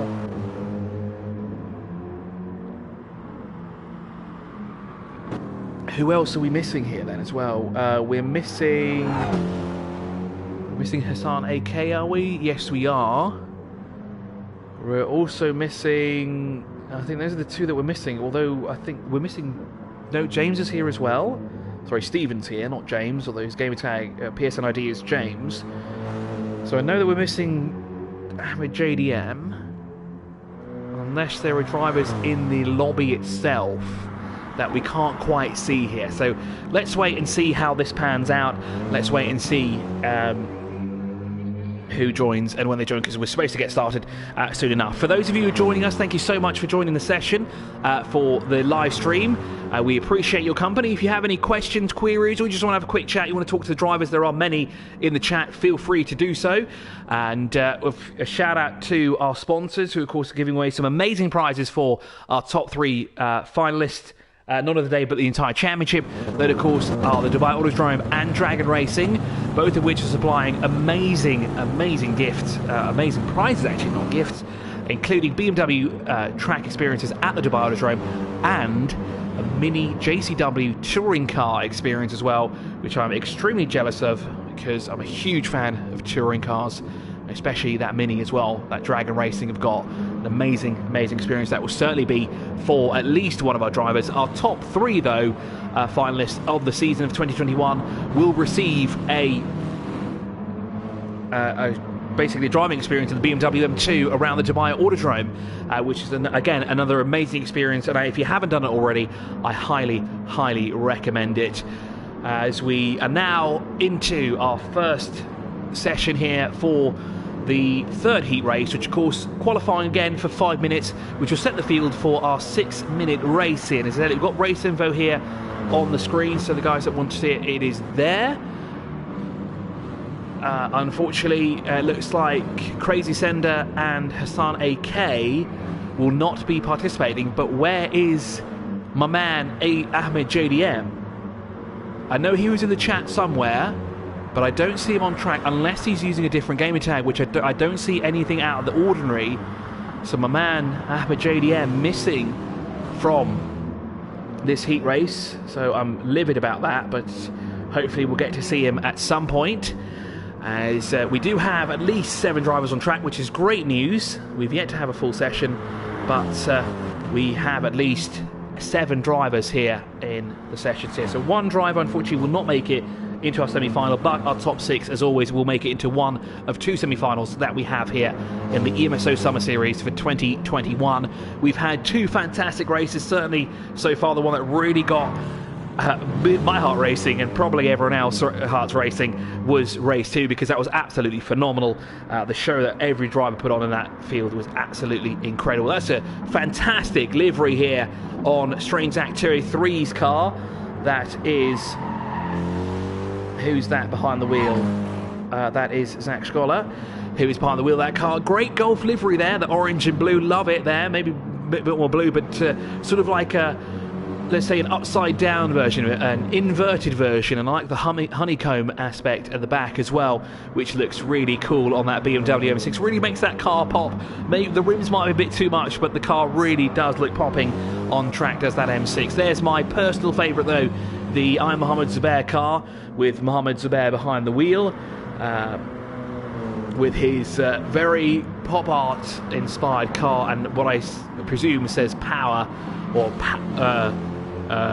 power, yeah, I can only say it that way, can't I? Power on the side of it, which looks absolutely phenomenal. And then we have here PDD65, that's Patrick Di Battista behind the wheel in his black and red BMW M6, very menacing looking car there for Patrick.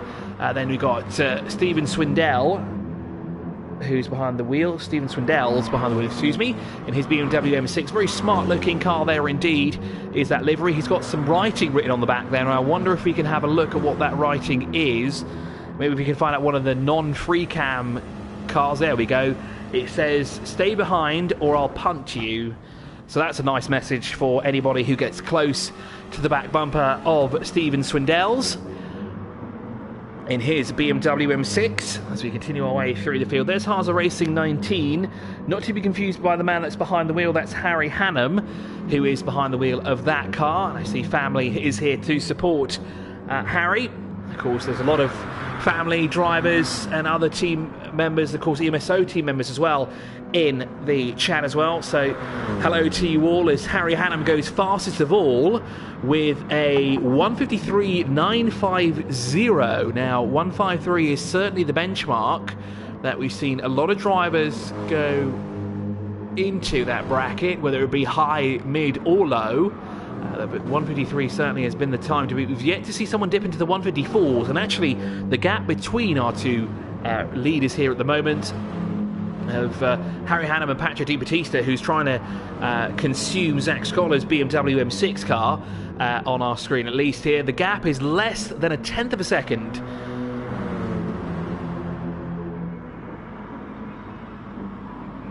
All right, I'm confused. Stephen, are you racing or is James racing? Because on my entry list it says Stephen is racing, which would be you. But the gamer tag says James Swindell's.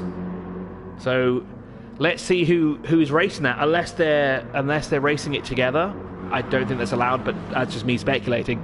But it's either Stephen or James behind the wheel of that car at the moment. So let's see what Stephen has to say. If it is him, if it is him racing behind the wheel, that's very impressive that he's able to chat and race at the same time as Harry there flashing the headlights to signify to the drivers in front of him. Or is that one of those glitches in the game again where the headlights just continuously go off? No, it's not actually. It is him actively flashing the headlights to signify to the driver to you know, get out of the way, I'm faster than you are. And let's see if Harry Hannum can improve on his already impressive lap time of 153.950 as he's across the line. Not quite. Oh yes, he does. He barely does it, but he does do a faster lap time there of 153.926. It was fractions of a second was it across the line there. 1 minute remaining on the clock.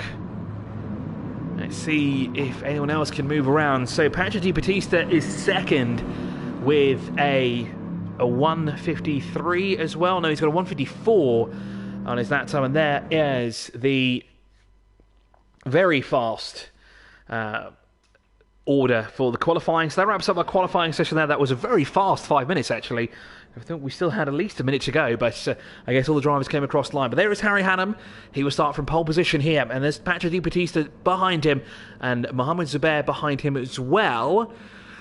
There he is indeed. So he will lead the field around the first corner, and there is Patrick Di Battista in second, followed by Mohamed Zubair with either James or Stephen Swindell's behind the wheel, and then it is Ovich 09 behind him, Strange Zach or Zach Scholar behind him in the inverted Golf livery BMW M6. So we're about to get underway. Lights are out. We're racing here for the third time in the EMSO Summer Series, and I noticed all the drivers do that. Looks like they're getting some heat in the tyres before they head down towards turn one. It'll be a tight inside right-hander, not inside, but inside line for Harry Hannum as he blocks Patrick Di Battista. As on the inside, that was Mohamed Zubair, who's looking on the inside. He's already under pressure from the Swindell's car. And as Swindell's managed to make his way into third position, yes, he has, putting on Mohamed Zubair, but here comes Zubair back again. Muscles his way through on the inside. Back up into third place now where he started. Yes, Swindell's on a mission now to try and retake that third position back.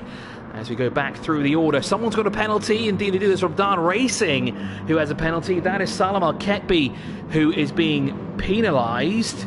Now, is that for a shunt that he may have done, or is it for a possible too many wheels off the track, but he's got a 1.2 second penalty and he's got a lot of way to go as Harry Hannam he's already in the semi-final by the looks of it. He's really extending his gap here by 1.3 seconds already. We haven't even completed the first lap, let alone the second sector of the first lap, as Patrick Di Battista sits in second position. But we're watching here now the battle for third with Swindells and Mohamed Zubair. These two have been squabbling for position since the get-go. It was Zubair who started in third, with Swindells in fourth, with Swindells getting the position pretty much immediately away from Zubair, and it looks like they've constantly back and forth with this position for third place. The good news is they're still obviously in contention for that semi-final, as of course the top 6 will go through, and it looks like Swindells here now catching up to the back of Patrick Di Battista. In 5th position is Zach Scola there in the very vibrantly coloured BMW M6 in 5th place. G09 is in his BMW M6 as well. That looks to be the Moroccan driver, judging by the livery. I don't think I need to look at his nationality sheet. I think I can just spot that from the very, very beautifully designed BMW M6 there from the Moroccan driver. And then it is Salam Al-Ketbi in 7th position at the moment here, and he's got a penalty of 1.2 seconds, and he's currently in the cut-off point here. Okay, so James is driving the Swindells. Thanks, Dan, for that. So it's James Swindells who's driving the 3rd place car, not Stephen. So my information here is slightly inaccurate, but nonetheless, James is applying the pressure now to Patrick Di Battista's BMW M6 as they work their way down towards the hairpin, looking for a way on the inside, going through the right hand, and they lean on each other here, but Patrick Di Battista has the preferred line going through the next corner. He's going to have to try and go around the outside. Well, James is going to try and get the cutback as Di Battista cuts him off and takes away the inside line. Great racing here for 2nd position, as we did in the 2nd heat race here, with Patrick Di Battista defending like mad, but all over the back of him like a cheap suit is James Swindells as they work their way now through and into the 3rd sector. On the inside once again goes James Swindells. Can he make the move stick? Yes, he can. Or does Patrick get the move stuck? Oh, they're side by side again, but it looks like Patrick Di Battista will have to settle for 3rd place as they're into the rundown now into the quickest part of the corner here, or the track, even not the corner itself, but the quickest part of the track, and full throttle. Here comes Mohamed Zubair as well, and that's Zubair behind the wheel, of course. He wants a bit of this action as well. He wants these two to squabble a bit more and potentially take each other out. Oh, Patrick Di Battista, that was a very bold move going through that right-hander. You may have had too many wheels off track there, but let's wait and see what the stewards decide. Oh, race leader's got a penalty. He's got a 3/10 of a second penalty is Harry Hannam. How has he picked up that if he's out in front? He must have done something a little bit cheeky that we didn't quite spot while watching this battle here for 2nd position, as we go back with James Swindells and Patrick Di Battista, who is again now trying to retake that 2nd place back, with Mohamed Zubair now dropping off the pack here in the 1st sector. He's lost a bit of ground here going through that final corner and into the 1st corner, starting lap number 3, as Patrick Di Battista using a bit too much of the track there as well. Wide line through the first couple of corners there as Harry Hannam continues to stretch his lead out here. What's the gap between the race leader and 2nd? It's 3.1 seconds between Swindells and Harry Hannam, and it actually looks like now Swindells, he's escaping Patrick Di Battista's clutches, and he is now currently catching our race leader. And let's keep an eye on Swindells for the time being, and let's see how much he's closing in. Well, he just lost a 1/10 of a second going through that corner, but he certainly does look to be losing Patrick Di Battista as well, as the gap is coming down to 3.1 seconds. What seems to be floating around that bracket, so we'll have to catch that battle later on, as Zach Scola has a penalty as well. Now, how has he picked that up? Must have picked it from track infringement somewhere on track, and he's lost it, so that's great news. There's no penalty at the end of the race, so he won't have to worry about it. But better yet, I'm actually watching the wrong driver, that's why, because there is Zach Scola, who has that 5/10 of a second penalty in his BMW M6, as an event rather easy race so far for G09. Currently circulating in 6th position. He's in the cut-off zone, but he's in the right part of the cut-off zone here. Of course, our top 6 from this heat go into one of our 2 semi-finals, as it looks like fans of the Moroccan driver are in the chat, cheering on their driver here as he's across the line. in 6th position. Now, let's go back to James Swindells, and is he catching up? Well, he took out another 1/10 of a second on that lap, bringing the gap down to 2.9 seconds. But it looks like Harry Hannum, this time, he's the man that has the car on rails. That car is stuck to track like glue. Hasn't put a foot wrong yet. I say that, but he picked up a penalty, remember, so technically he has put a foot wrong somewhere. But the good news is that he's kept it relatively clean from the get-go and is extending his lead here. James Swindells is catching, and he's just picked up a penalty of 1.9 seconds. Where has he picked that up from? Has he been flagged for continuous white line infringements? Has he put up too much tyres off track? I presume so, because it can't be contact, because that's coming far too late for it to be presumed as contact for James Swindells in his BMW M6. Now it looks like for race information, you can't get a lot of that data actually for this for the actual race, so it looks like it'll only stay in qualifying. Oops, I hit my mic for it there, sorry about that. It looks like it will only stay for the qualifying, not for the actual race. But this is very, very important now for James Swindells to catch Harry Hannum, because he's actually now losing ground to Harry Hannum, because that gap's gone back up to just over 3 seconds now between the two of them. And well, Patrick Di Battista is still there, as is Mohamed Zubair as well. Now, Patrick Di Battista is 1.2 seconds back. Mohamed Zubair is 2.3 seconds back. So if the race were to end on this lap, the James Swindells car will be dropped to 3rd position, and we'll give Patrick Di Battista 2nd, because now he's only a second away, and that penalty somehow has gone up. Was it? No, it was 1.9, wasn't it? It wasn't 1.5, and it's down to 1.7. So he's managed to get rid of 0.2 of a second, or should we say swindle 0.2 of a second off of his time. Oh, he's slowing down now, and he's giving the position back to Patrick Di Battista. Now that is,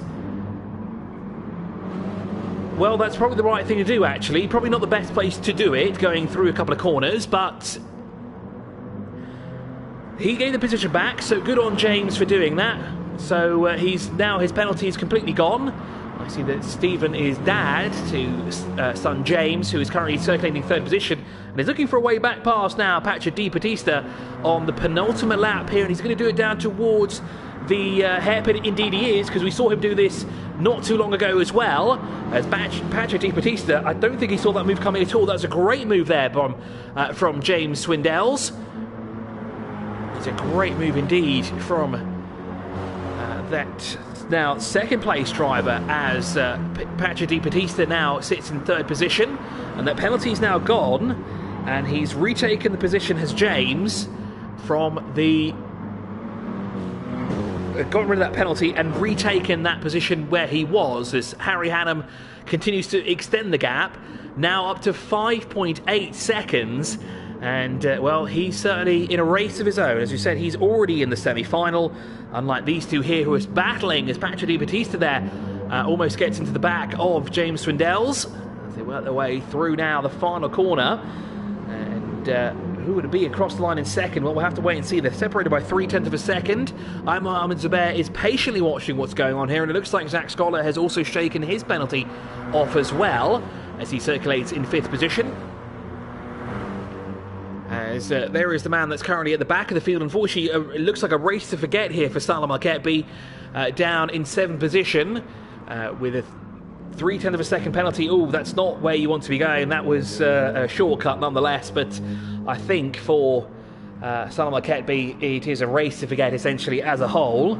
As this man right here, the Moroccan driver, sitting in 6th position at the moment, and looking for a shot at a semi-final here, and possibly a way into the final as well. Let's go back with Harry Hannum as we're on the final lap of the race here, as he's working his way now through Sector 1 and down towards the hairpin here. It's been a very busy hairpin as well throughout the race, especially for James Swindells, who is, I think that's his favourite corner so far in this race. He's been very, very competitive and very how can we say, aggressive through that, but he's kept it clean most of the time so far. But certainly James Swindells really does love that corner, and he's still being hounded by Patrick Di Battista. And And it looks like actually that battle is sort of drifted apart. It looks like car length separating the two of them, as James Swindell's now attempts to catch Harry Hannam, but I don't think he hasn't certainly got enough time on the clock for that to happen. As through now into the penultimate corners goes Harry Hannam into the right-hander. One final right-hander goes Harry Hannam, and he will be our third race winner here in our heat races, as he's through the final corner. An almost pitch-perfect race here for Harry Hannam, but a well-deserved victory for the young driver as he's across the line to take the third victory here. There is James Swindell. Oh, he spins across the line. Now, I wonder if that was Patrick Di Battista that caused that spin. It didn't look like it. It didn't look like Patrick Di Battista tried to pit manoeuvre him. I just think James Swindell may have spun that by himself, but he did it in quite a dangerous fashion as well, because he did it right in front of Patrick Di Battista as well. So I have a feeling the stewards will be looking into that, but a second place nonetheless. Patrick Di Battista takes third, Mohamed Zubair fourth, with Zach Scholar taking fifth, despite his penalty of 1 second. So he somehow got another penalty somewhere towards the end of the race there. But he will be in our semi-final. And then the Moroccan driver is our last driver into the semi-final. Unfortunately, Salman Ketebi will not be in the final here. So that wraps up another very intense race here. Maybe not as intense as race 2, but it certainly was eventful there, especially for James Swindell's and the battle for second position, and fourth actually for some time as well, with Mohamed Zubair. Great to see him in the mix of everything as well. So let's hop in now to the fourth session, where we'll have, pardon me for that, our fourth and final heat race here, and our final 6 competitors into one of our 2 semi-finals. Great effort here from the time management side of things here. We're pretty much running this flawlessly. Okay, we're behind ever so slightly, but nonetheless, it's been absolutely amazing so far in the EMSO Summer Series 2021. We haven't had any disconnections whatsoever. So I'm going to touch some wood now to ensure it doesn't happen to me, because it did happen to me quite a few times in the 2020 season. But 3 races so far done and dusted. The 4th race about to come your way. And it's been 3 fantastic races so far. Everyone in all the heat races have done an amazing job to deliver some incredible virtual racing. If it was only on track, it would be amazing. But of course, the summer heat here is far too intense to race outside. So the good thing is we have digital, and we can do it with the AC on as well. And it looks like our 4th heat here has got loads of Z4s already. We have 3 Z4s in this field, which is great to see. We have 2 M6s on the road currently at the moment, and while we wait for the lobby to fill up, let's have a look at who we should have. So Anthony Shanok, another Sri Lankan driver here. SK Shanok, who is not in the field, is he? Not yet. Well, he's not in the session, that is. Should be here. Matthew Hayek in Hayek 58 is his PSN ID. Is not in the session at the moment either. Shamoon Mahali, Shamoon 07, he's in this session, if I remember correctly. Have I seen his game at PSN ID? Yes, I have. He's currently sat in... Oh, he's not on the pit lane. He's on track at the moment. Aiko Segret, the Thai driver of Aiko Seg, he was here last season.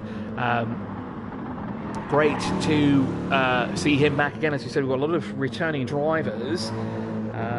Now, do we have a driver? Yes, we do. Rudy is having issues, and he's in the chat at the moment. That is, of course, Rudy 2K.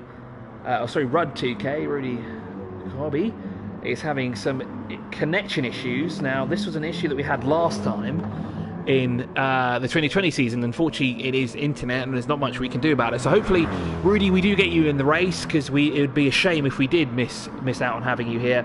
Hopefully the connection issues get sorted out. Wissam Eid, who I've seen jump in and out of various other sessions, coincidentally is not in this session, so we hope to see him in there. Of course, his PSN ID is our Wissam 971. Then we have Abdul Rahman Suhoor in his Fair Bur 1, with also Viesh Uberu. Vish R34, who I can see is in the session, returns from last year as well, seeking a championship title in 2021. Jack Carlos, the UK GTR racer, I think his last name quite fitting, although it isn't actually, because he's actually got a car. unless his car decides to not work, then he would be Jack Carless. At the moment, he's Jack Carr. Then we have Mohammed Al-Amiri, Dubai JE, who we also don't have in the grid. Actually, this is the smallest one we have so far. There's only 5 drivers currently in the session, so we're missing half the field at the moment. In our second race, oh sorry, not second race, that was ages ago. We're in our 4th race now, aren't we? Of our heat races here, our final race as well, our final 6 drivers here to be entered into the semi-final. Looks like we've got a heap of drivers joining the session, including Rudy, who had some connectivity issues. So great to see that Rudy's in the session here, shown there in 5th position. So let's have a look at what car he's in. He's in the BMW M6.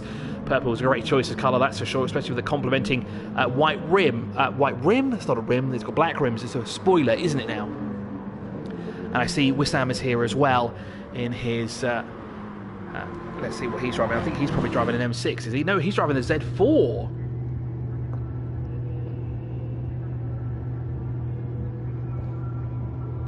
So great to see some more Z4. So the only car we haven't seen represented so far is the BMW M3. Now, I do wonder why that is. If anyone could shed some light, that would be fantastic.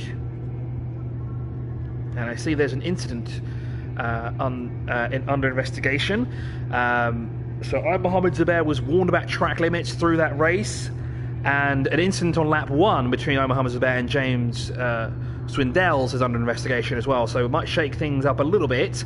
I don't think it'll be too much damage. Okay, I've been told it's not called the EMSO Summer Series, it's called the National Emirates E-Motorsports Championship, so apologies for that. It is the National Emirates E-Motorsports Championship. We'll call it that from now on.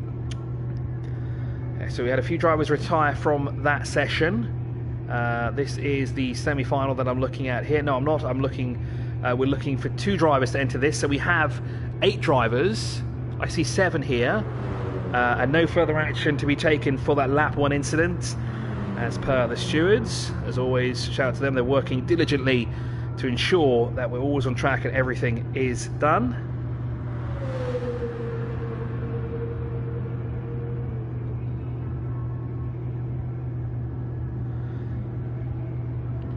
So we're about to get underway for our 4th and final heat race here in the National Emirates E-Motorsports Championship.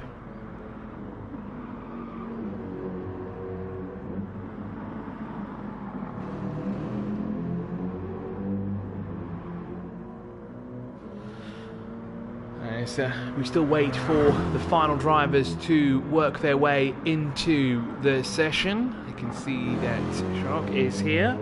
So we're missing 2 drivers now in the session before we can have our total 10. It'd be great to have 10 drivers in the session. Hopefully all the drivers in our semi-finals will be available and present in our semi-finals, which of course our first one comes right after this.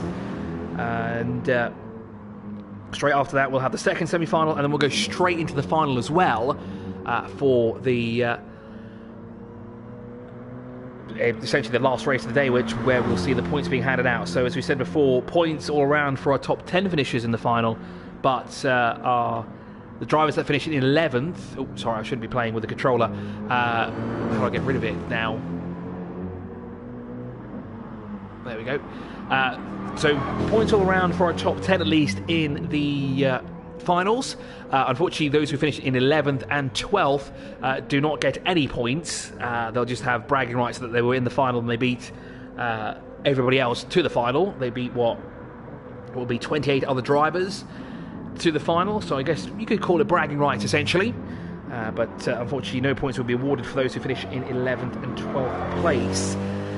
So we're just waiting now for the final few drivers to join. I saw that one joined the lobby. Yes, they did. They're in the game now.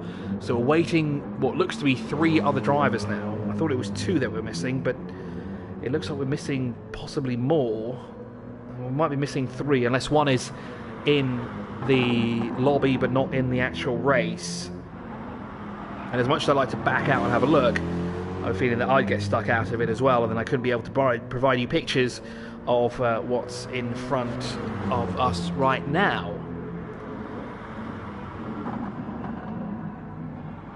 Okay, so we are still waiting.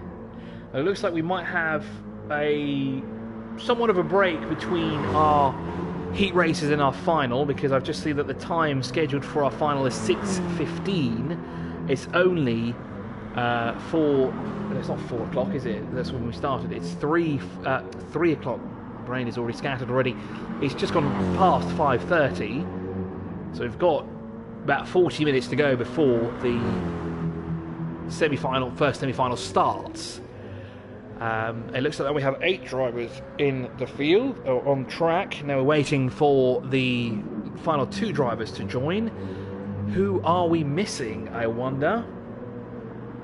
I'm going to consult what we have in front of us. I wonder why it's not working. Try and get that sorted out. But as you said, 8 drivers currently on track at the moment for our 4th and final heat race of the day. This, of course, will be our last 6 to settle our last 6 drivers who will enter the semi-final. Of course, 2 semi-finals. We have semi-final 1 and semi-final 2, which, of course, first one will take place at 6:15. The second will take place at 6:45. And of course, it'll be slightly different because we'll still have 5 minutes of qualifying, but then we'll have 8 laps of racing, so we'll add 2 extra laps to the race. And then for the final, of course, we will keep the 5 minutes qualifying, and then we'll increase the laps again to 2 more extra laps, bring it to a total of 10 laps. So we're about to get underway. I've just been informed that we will be starting in less than 1 minute, which is great news because I'm excited to get the 4th and final heat race started, so we can see who will be our final 6 here for our last race. Sorry, our first of the semi-finals, excuse me, not our last race. Our last race is still ways to go. That'll be held at 7:20 UAE time, or Gulf Standard Time even.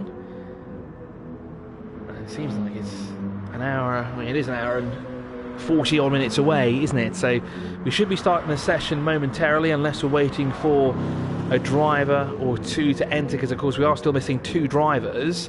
The qualifier will begin now in less than 10 seconds, so it looks like we're about to get underway for our final heat race, and we'll have a total of 8 drivers on the grid. And who will it be on pole position? I cannot tell you, because we have such a mixed bag here of drivers.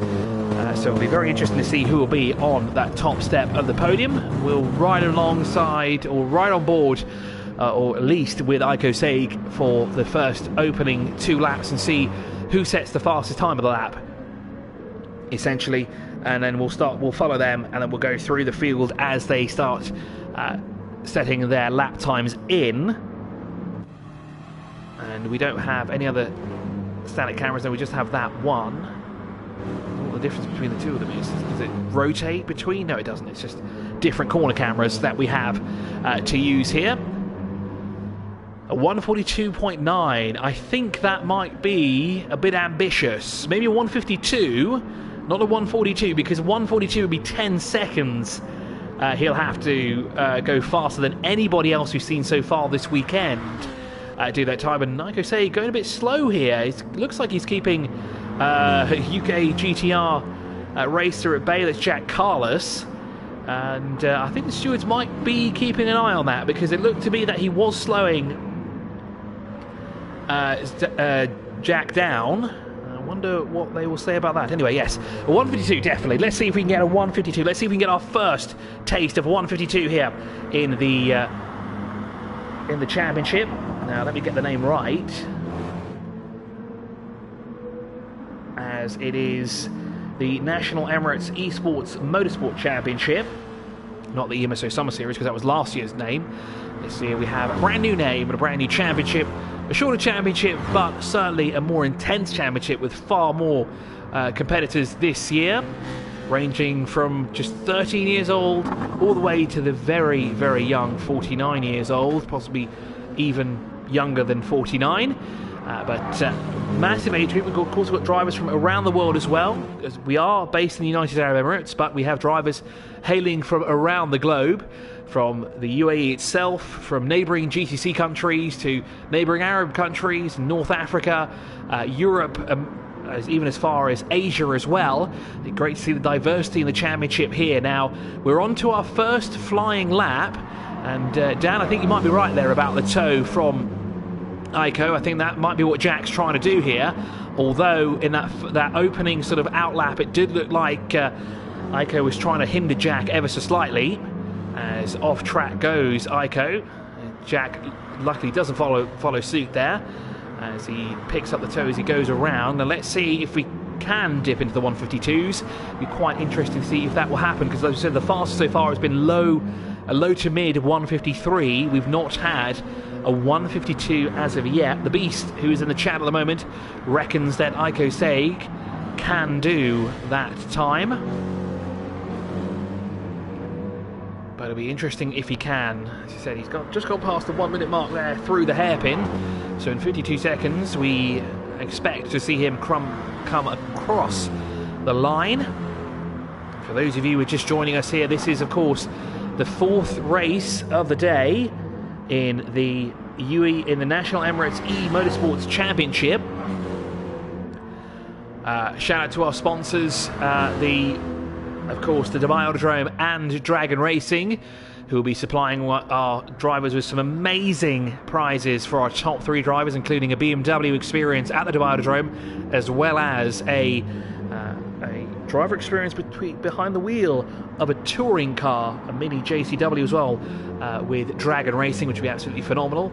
The Beast, let's see if he can do it. If he's done it through practice, he can no doubt during the qualifying. Oh, a 153.011, ever so close there to the 152s. And I have a feeling, the Beast, you might be right here. I think ATCUAE can be the first driver to dip into the 152. Mark, it'll be a high 152, but a 152 nonetheless. Now, where was Jack in all that? He did a 153, no doubt. But a 153 what? He did a 158. 138. That was quite slow actually then for Jack. Wasn't following the ATCUAE line exactly, but he must have gone off somewhere because he's tumbled quite far back from ATCUAE. As here is the man to beat so far with a 153.0, and he's on his now flying lap here. Seems to have that car seems to be glued down to the track, very tight into the hairpin here as the brakes glow red hot through the hairpin. A little bit slower through that the hairpin there, fractions of a second, so he needs to be quick through the next 2 sectors if he wants to try and dip into that 152, but I presume he will be on the top. He will be on pole position as SK Shanrock darts his way up the order now to the second position. Goes the Sri Lankan as now into the fastest part of the track. ATCUAE now, he's fighting the second slower through this final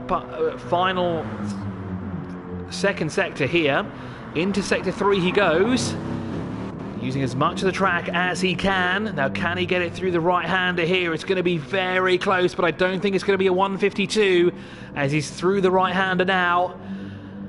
And off and he goes, and unfortunately, no, it won't be a 152. It will be a 153, and it's a mid-153 as well, but he still has the time to beat so far of 153.0. SK Shanrock, who is now in his final lap here as well. He's through the final corner. Now, can he beat ATCUAE? I don't think he can. Doesn't look like he's much time. Or can he? Where is the start-finish line? It's closer than I thought it was, with a 155 across the line. No, a 156, so significantly slower. However, he did a 156.215. Wow, actually, the margin between ATCUAE and the rest of the field is pretty impressive. I don't think we've had that much of a gap in any of our qualifying sessions so far. That's 3.2 seconds between first and second place here. A very, very good job by the ATCUAE car. I see the Wissam fans are here. For Wissam Eid, where is he? He's in 5th position with a time that we can just see now pop up on screen. as he is the leading of the BMW Z4s there.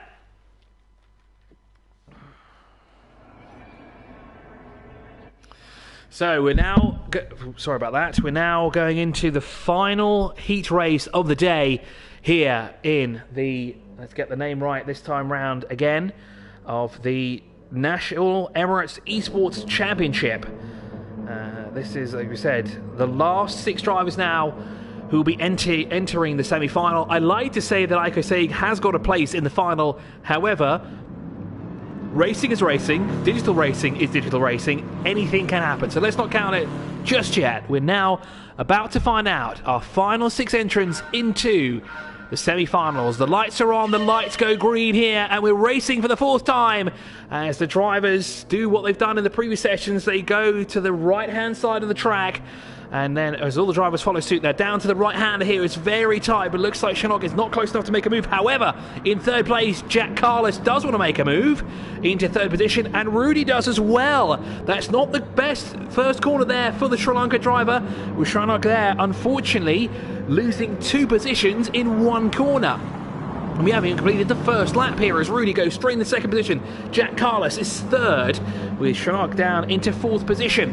This has already been a great opening lap in just the first corner as Jack applies the pressure to the back bumper of Rudy as they work their way through the first sector here for the first time on the opening lap here as ATCUAE continues to stretch his lead out now, and he's going to want these 2 to battle behind him as much as possible and potentially take each other out for him to ensure that he is in this semi-final. But for now, he is, as is Rudy, as is Jack, as is Shanrock, as is Wissam, and Vish as well in the BMW Z4. And it's great to see BMW Z4s actually doing well here. Both of them in the top 6 so far, so it looks like we'll at least get 2 BMW Z4s into the final race, the semi-finals, excuse me. Looks like we won't have any of the BMW M3s because literally no one has run a BMW M3 throughout any of the races we've had here so far. So unfortunately we won't see a BMW M3 in the finals. We'll see plenty of BMW M6s, including for the likes of this young man here, of ATCUAE, as Jack Carlos applies the pressure to the back of Rudy after disconnection issues. It would have been a real sad state if we did not have Rudy here, because he's certainly put on a show already with that amazing move going down to the first corner. I'm glad he's got his disconnection issues sorted out. And then there is the 4th place driver here, Shanrock, who started in 2nd position, but unfortunately got robbed immediately going down to the first corner from both Rudy and Jack, who are now in 2nd and 3rd respectively.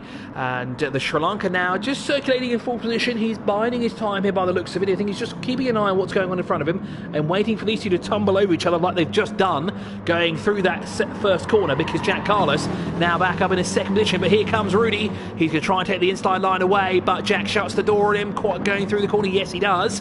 And it looks like Rudy's going to have to try again elsewhere. Jack Carlos there shutting the door on Rudy, working their way through now the first sector of the Nürburgring GP track here. A very cool livery as well, I must say, on Jack Carlos's car. That 2-tone sort of course. Oh, Rudy on the inside. That's a very brave move, very muscling his way through as well. I think the stewards might have a look at that, because that looked like a late lunge as well into the side door panel, the right side door panel. Here comes Jack. He's not happy about that, and he wants that position back again in 2nd position, but it looks like it'll go the way of Rudy still as he hangs on around the outside. Great stuff here from these 2 drivers here. Rudy and Jack battling for 2nd position, with Shanrock just biding his time, and he's just carefully watching what's going on here, because he can still... Oh, he's off in the gravel actually through that corner there. But here comes Jack again on the inside. He's not going to be as aggressive as, say, Rudy was going through that, as Rudy quite a wide line through there, a much tighter line in comparison for Jack, as through now into sector 3 we go, as Jack continuing to apply the pressure, or at least looking for a way back through into 2nd position here in the 4th and final heat race, as we go through now into what was one of the fastest corners on track to one of the slowest sequence of corners here. Oh, good getaway there from, or good exit better yet, from Jack Carlos. But here comes Rudy on the inside as Jack Carlos tries to take the outside line. That's not where he wants to be. But Rudy retakes the position on the inside line. Great battle here for 2nd. And I see a recurring theme here, actually. Not usually the battle for the lead of the race. The battle for 2nd is the most important one so far. The most exciting ones as well. As, oh, a deep lunge on the inside goes Rudy once again. he's got to be careful because he's definitely under the watchful eye of the stewards, and they're going to be keeping a close eye on Rudy as he works his way now behind Jack Carlos. As on the inside goes Jack Carlos, a little bit wide compared to what we've usually seen from Jack, but not a late lunge from Rudy. Now let's keep an eye on Rudy here, because this is where we had that lunge, and here comes Sharankan. As we said, he was... Oh, the two tangle, they've squabbled. Oh, he spins around, round goes Rudy as he's into the corner, and that's unfortunate for Rudy. What happened? We just saw it in the background.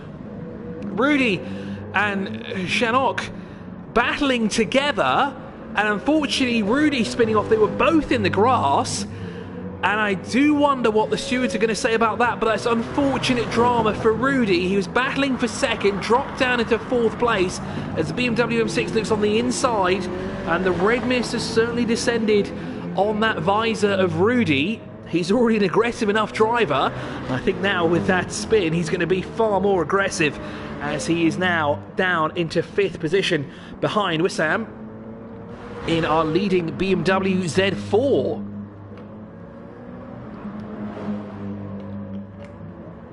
So great to see a BMW Z4 this far up the order.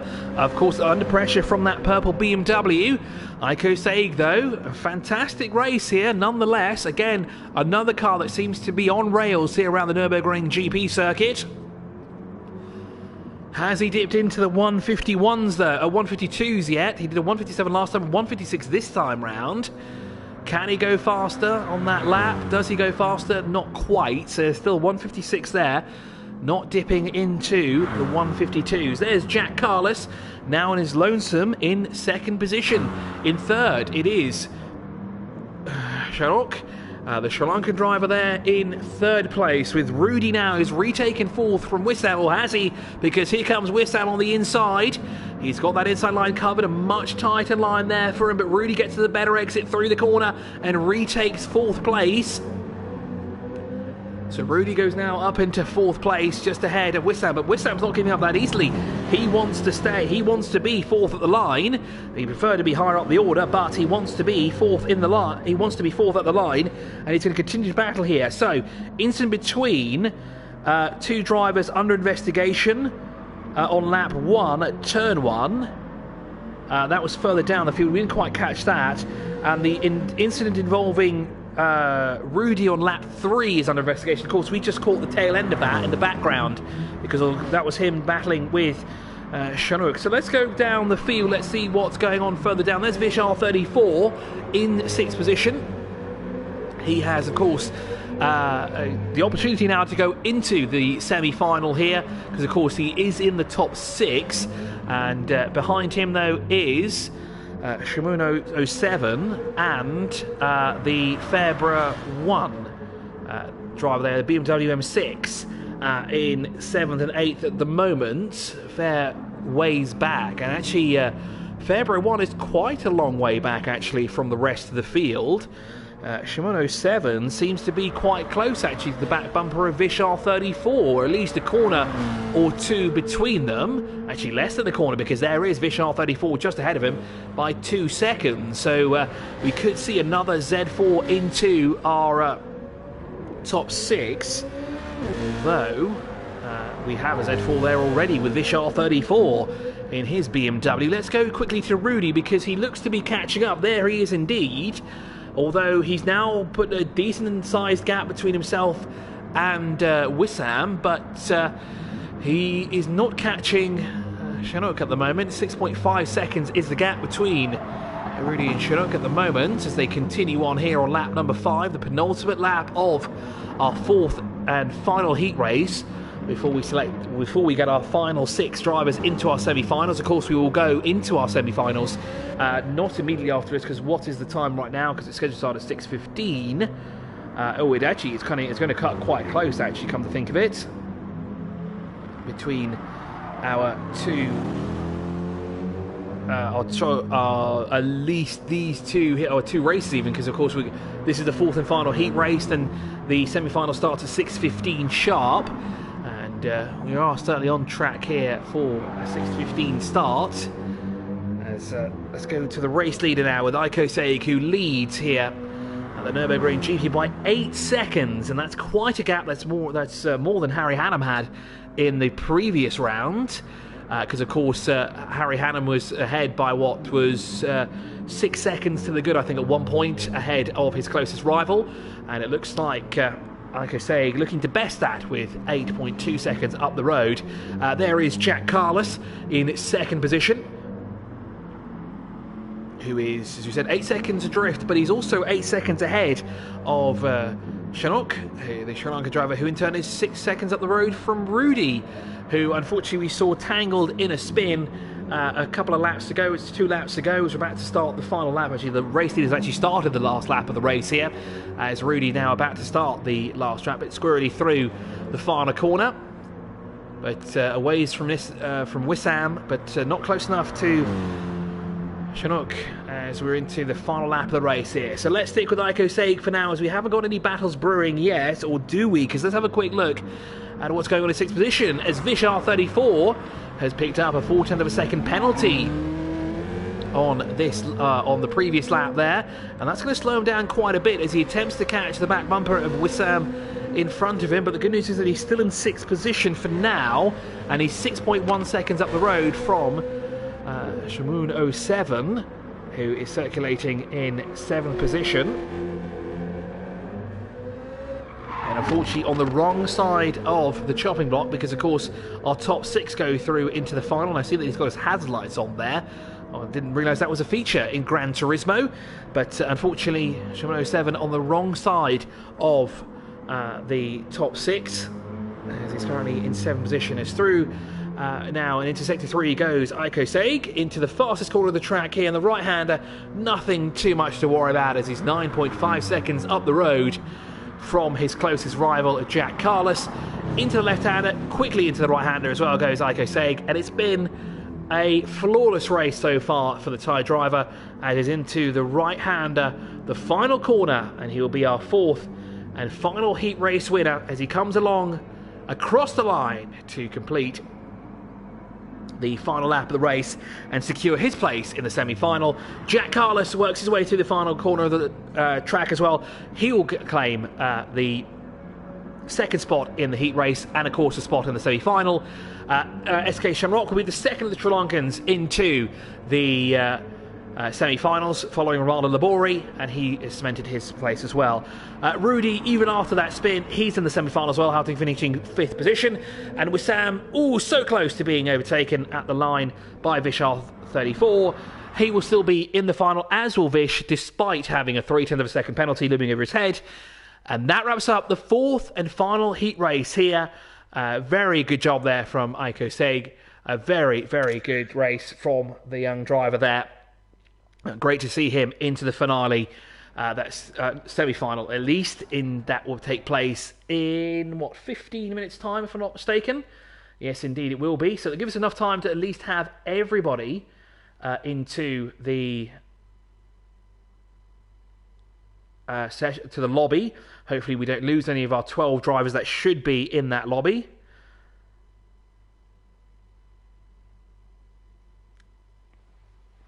As we will now go into another room in the session. Sorry for the short delay here.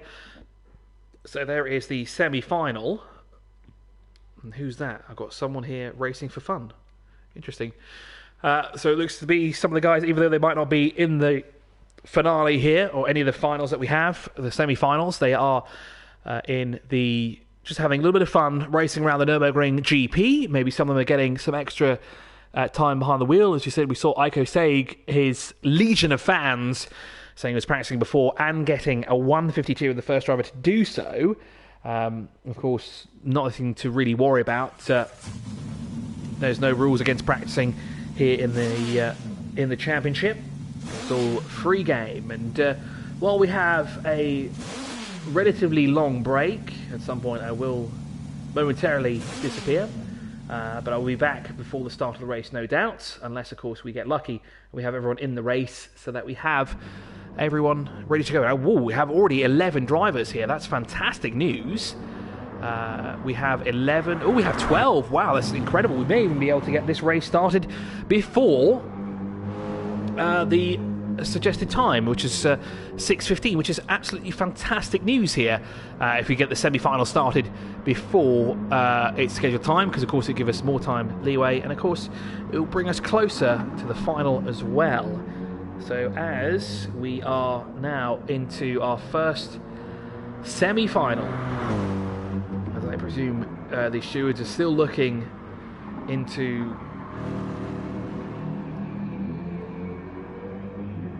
possibly some incidents in the previous races, because of course have to make sure everyone is good to go for the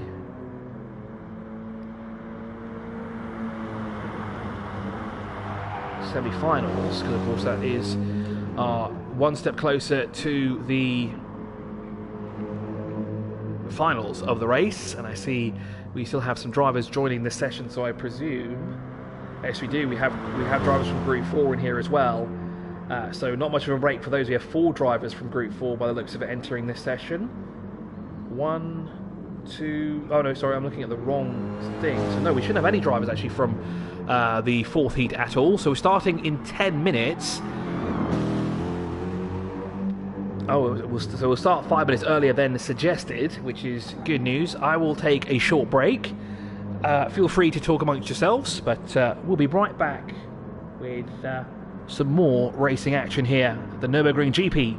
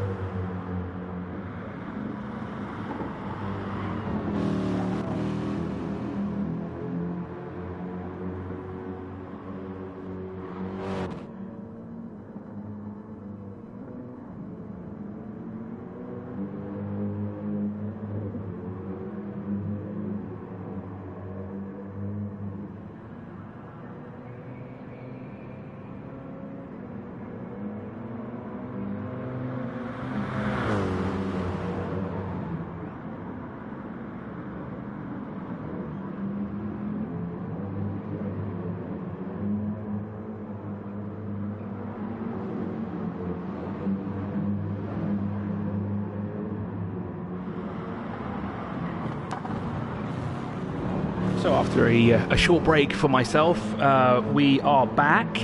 I have been informed that we will start the session earlier, so we'll start in around 8 minutes. Will be the first of the semi-finals, which is great news because that means we are 5 minutes ahead of schedule, which is awesome because that means we are that much closer to our first overall winner this weekend for the first round of the championship.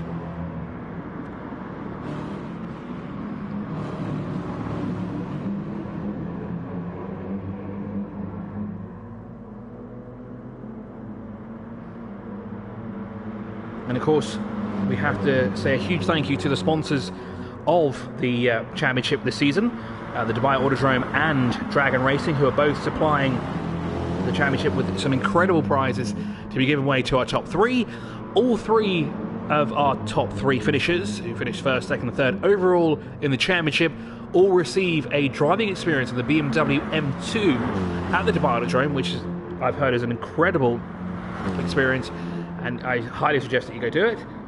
But for our overall winner, that's the person that finishes with the most amount of points at the end of the 2021 season, they will receive a very special prize from Dragon Racing, who will give them somewhat of an opportunity that I wish I could have, but I'm just terrible on track. Dragon Racing is supplying our winner for 2021 a experience behind the wheel of a mini JCW touring car.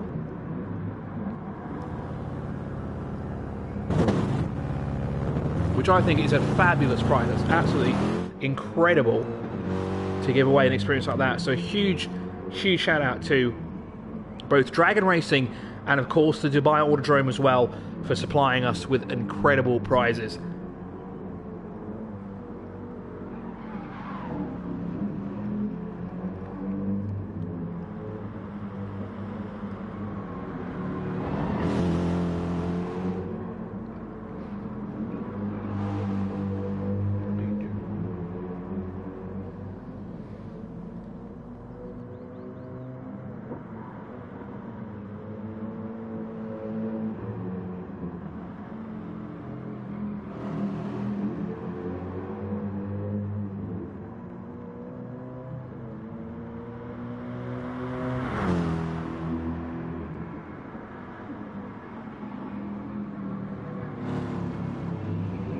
So as we edge closer and closer to the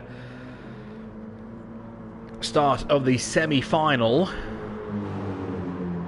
of our first round of the championship, of the National Emirates E-Motorsports Championship, that is. Yamoto, I don't have an answer for you. Hopefully one of the EMSO crew can help you about that. But as we fast approach the first semi-final of the race, we've elapsed 2 hours of racing already. It's unbelievable how we've had 4 races already, 4 incredible races as well, especially the second race. The battle for second was absolutely incredible to watch here at the first round of the championship of the National Emirates E-Motorsport Championship. Incredible stuff. Incredible drives actually from all of our drivers so far. So for all of you that are watching, you guys have done a fantastic job. For all the marshals out there, well, I guess we essentially do have digital marshals out there. But for those, for the officials and stewards and everything like that, you guys are doing an amazing job as well to keep everything in order and everything on time as well, which is great, because of course that means we get to have the final earlier than expected, which is absolutely awesome, because I cannot wait to see who we'll have in the final of the championship here, or the first round of the championship even.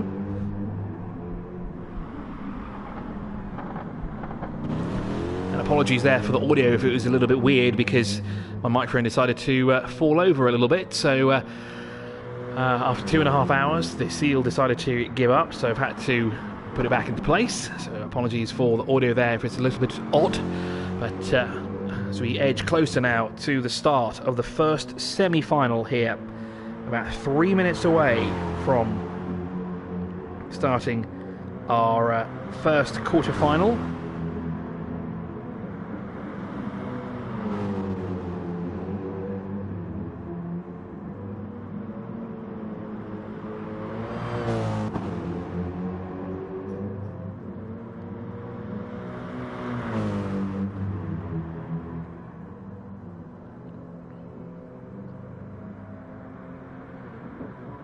So the first semi-final will start in 3 minutes. So it looks like my clocks are slightly out.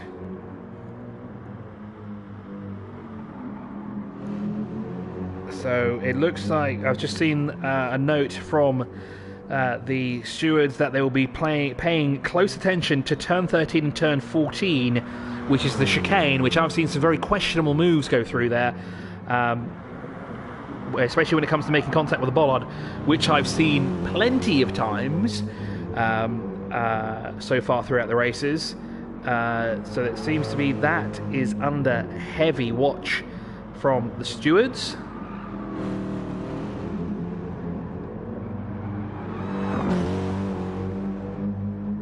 So note to all the competitors that will be racing in the second of the semi-finals. That's a note for you guys as well. Just to note that the stewards are keeping a very close eye on turns 13 and 14. That's the chicane towards the end of the track course, because 15 corners around the Nürburgring GP circuit.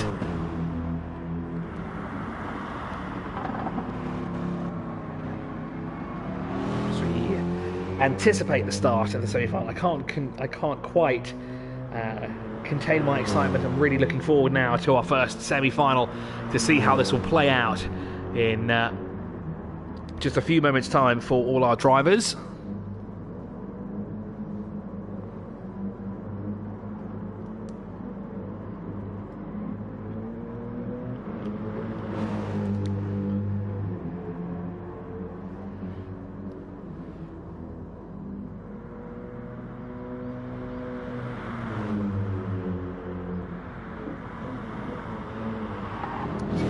We're starting in 1 minute, so okay, maybe my clock isn't that fast. Maybe it's a few seconds out, but looks like we'll still be starting at least 5 minutes ahead of schedule, which is awesome news.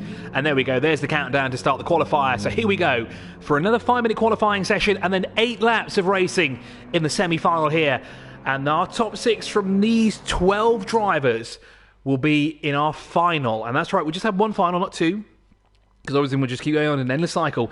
But our top 6 from this will go into our grand finale to take place at around 7:20. So we're looking at Harry Hannum, which is certainly a driver to watch here. He was very fast in his heat race in Heat Race 3, and he finished about 3 seconds, I think possibly more, it was 6 seconds actually, ahead of the rest of the field, which is great. It was great to see with Harry Hannum, and a formed kart racer here. There's Mohamed Zubair. There's actually a lot of people going around. Looks like Harry Hannum's going to pull off to the side just to get away from everybody to ensure that he can get himself a very fast lap.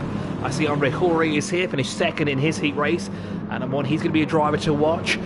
James Swindells, another driver to watch. He was very, very strong through and in his qualifying session in heat race number 3. He put on a fantastic show, did he, and it was great to watch him, so he's certainly going to be one to watch as well.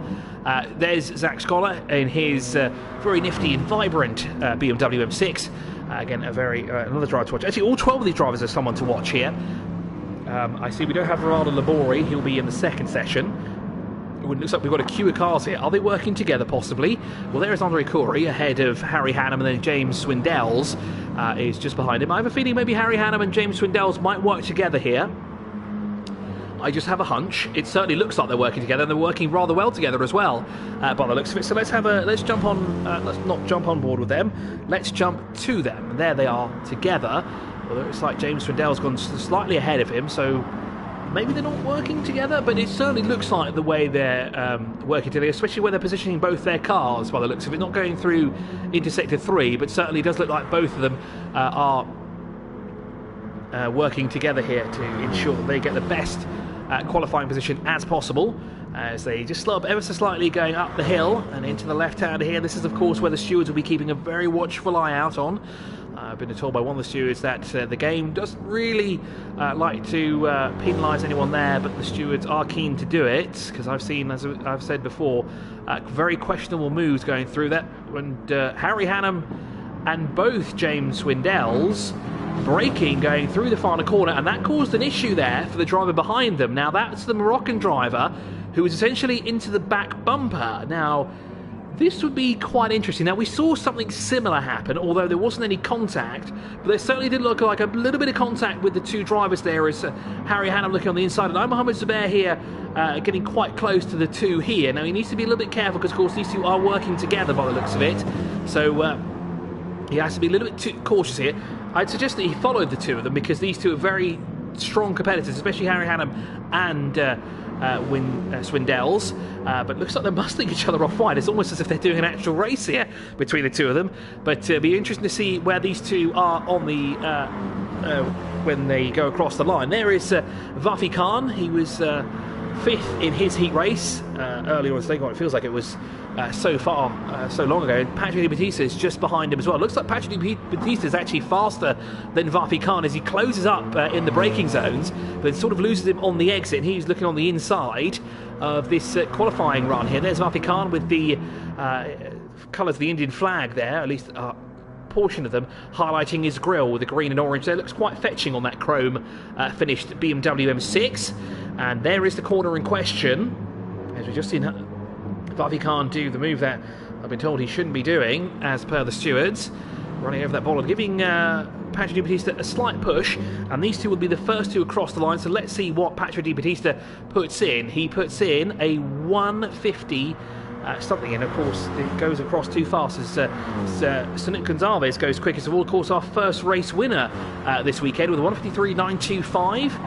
So that's great to see that is the pace to be set so far, a high 153. Now, where are James Swindells and Harry Hannam? Now, they're in 7th and 8th at the moment, so let's see where they are. They've not come through yet, or have they? They have gone through. Where are they, though? Because Andre Khoury has just taken 2nd position. James Swindells has taken 3rd. Harry Hannam is 7th for the time being. But no one has been able to dethrone Sunic Gonzalez for the time being. So let's see how this plays out for our first race winner this weekend. Sunic Gonzalez is looking very, very strong here, very on point, following the line to a T. A little bit slower through that hairpin, almost a second slower actually through that hairpin as he's putting 2 wheels off the grass. Unfortunately, he may need to... Oh no, he still isn't going to get a penalty just yet, so he may be able to keep this lap time.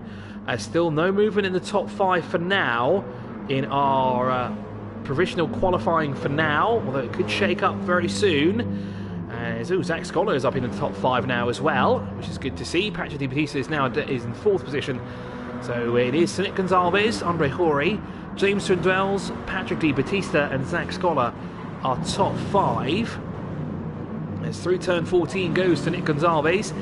Through the final corner here does the Indian driver. And let's see, does he improve? I don't think he will, looking at that time. Very tight line there through that corner. The final lap now across the line. So does he get one? No, he doesn't. A 156.739. He's going to settle for a 153. So let's keep a close eye on the left-hand side of our screen and see if there are any movements at the moment. So not at the moment. Zach's not been able to move up the order. Neither has James Swindell yet, as he's just gone across the line. Oh, Harry Hannam goes quickest of all on his final lap with a 153.676 for Harry Hannam. What way to go there for Harry Hannam. And I just saw James Swindell actually just beat Andre Khoury to the line as well, which puts Andre Khoury now down into 4th position. So he'll have to start from the 2nd row of the grid. But there is Harry Hannam, a last lap, and a very valiant effort there from Harry Hannam to put his car on pole position.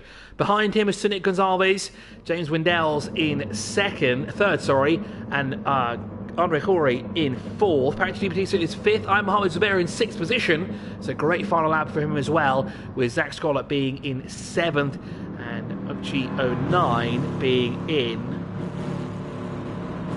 8th position with the rest of the field. So about to get underway for the first of our semi-finals. Here we go. The countdown is on. We tick over green flag racing here in our first semi-final for Harry Hannam, Sunic Gonzalez and James Winsdell, who starts our top 3 here. Down towards the first corner they go. And Sunic Gonzalez go to the inside. Ooh, a little bit of a love tap there to the back of Harry Hannam. That pushes him out wide. And that gives James Windells the opportunity to sneak up on the inside. But Sunic Gonzalez shuts the door on him. As now they work their way now through the first sector they go. Harry Hannam, a great start, but he's not been able to escape Sunic Gonzalez just yet. Nor has Sunic been able to shake James Swindells for the time being. Here's Andre Khoury. He's latched onto the back bumper of this long train now that's building up. Because look, further back, we have more cars. There's Patrick Di Battista. He's in this train as well, as is I am Mohamed Zubair. And Zach Scholar, who's picked up a penalty on the opening lap. That hasn't been I mean, I don't think we've had a first lap so far that's been penalty-free. Unless, did we have any penalties through the fourth heat? I don't think we did. And that's quite a big one for Zach Scholar. Is a little bit of heavy braking there. Oh, and what's happened to Patrick Di Battista and Sunit Gonzalez? As Sunit has dropped all the way down to 7th position, and that was Patrick Di Battista that was on as well. Now, those two weren't in close proximity, but Sunit Gonzalez was in 3rd. He's no longer in 3rd. So Harry Hannam still leads. James Swindell is 2nd. Andre Curry is 3rd. Sunit Gonzalez is 6th. So he's got back up in the top 6, passing Zach Scholar. Patrick Di Battista is 4th.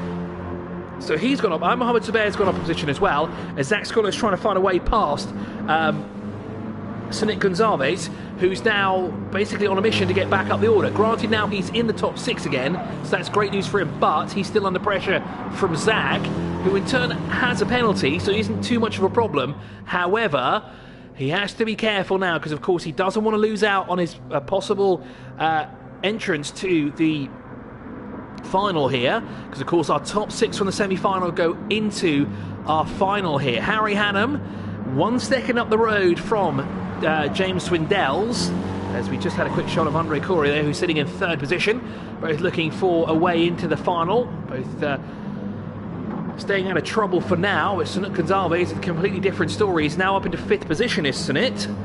As, let's keep an eye on him and let's see what he can do. Can he find a way past Patrick Di Battista? Here comes Zach Scholar, just behind Mohamed Zubair, as Mohamed Zubair flashes a light at Sunit to, hey man, come on, I'm quicker than you. Even though you got past me, I'm still just as fast. Don't discount me just yet. And he's, of course, under pressure from Zach Scholar. Let's see how this works out. That's Sunit Gonzalez.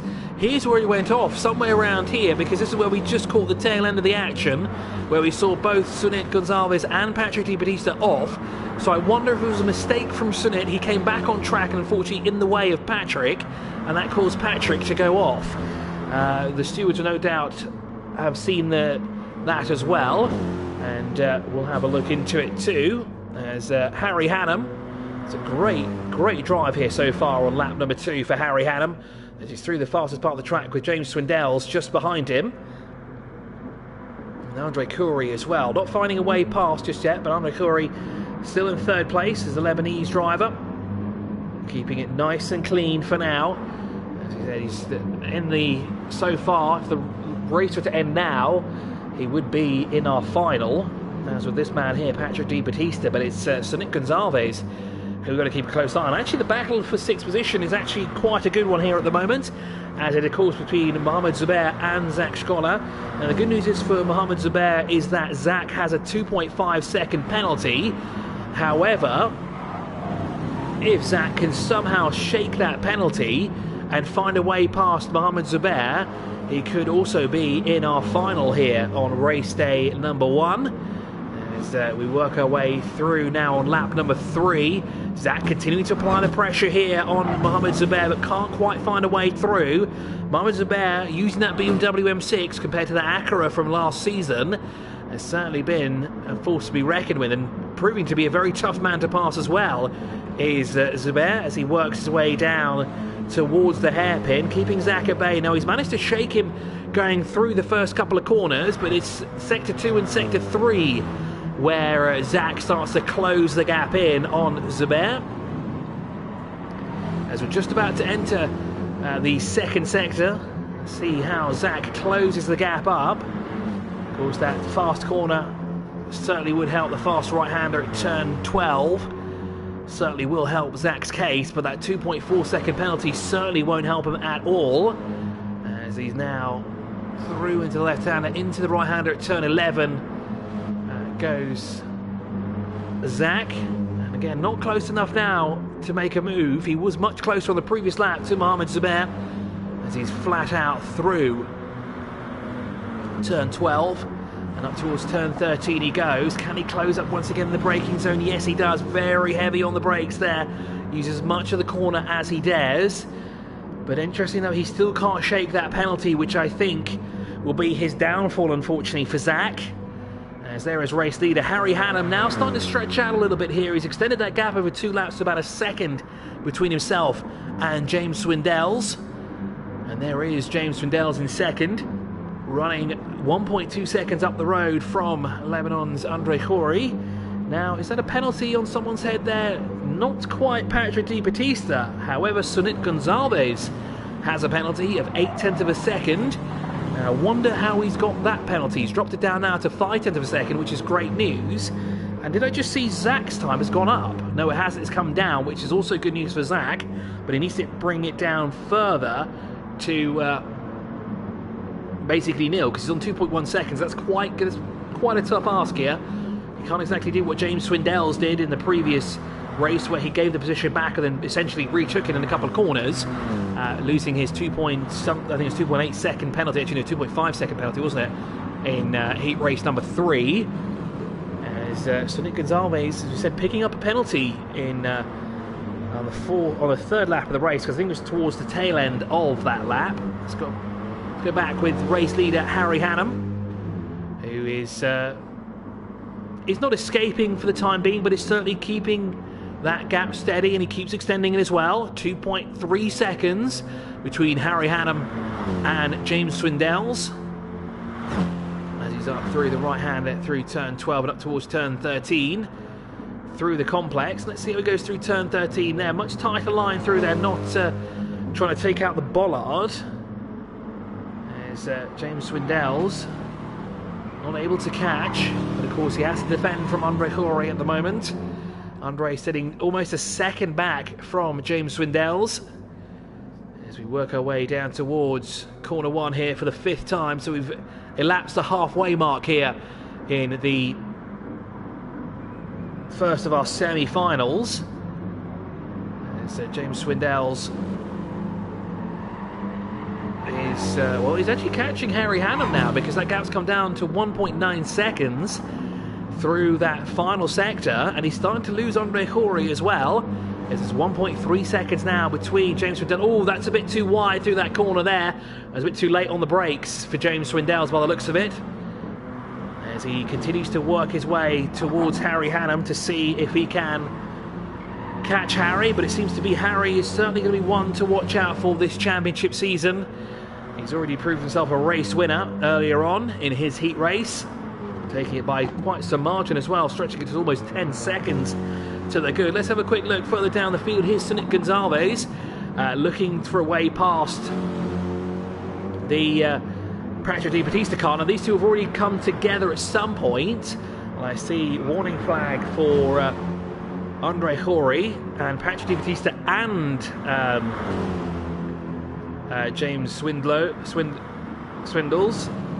in turn 13 and turn 14. Now, that's for track limits. Now, we mentioned that before the race started for track limits. It's that bollard.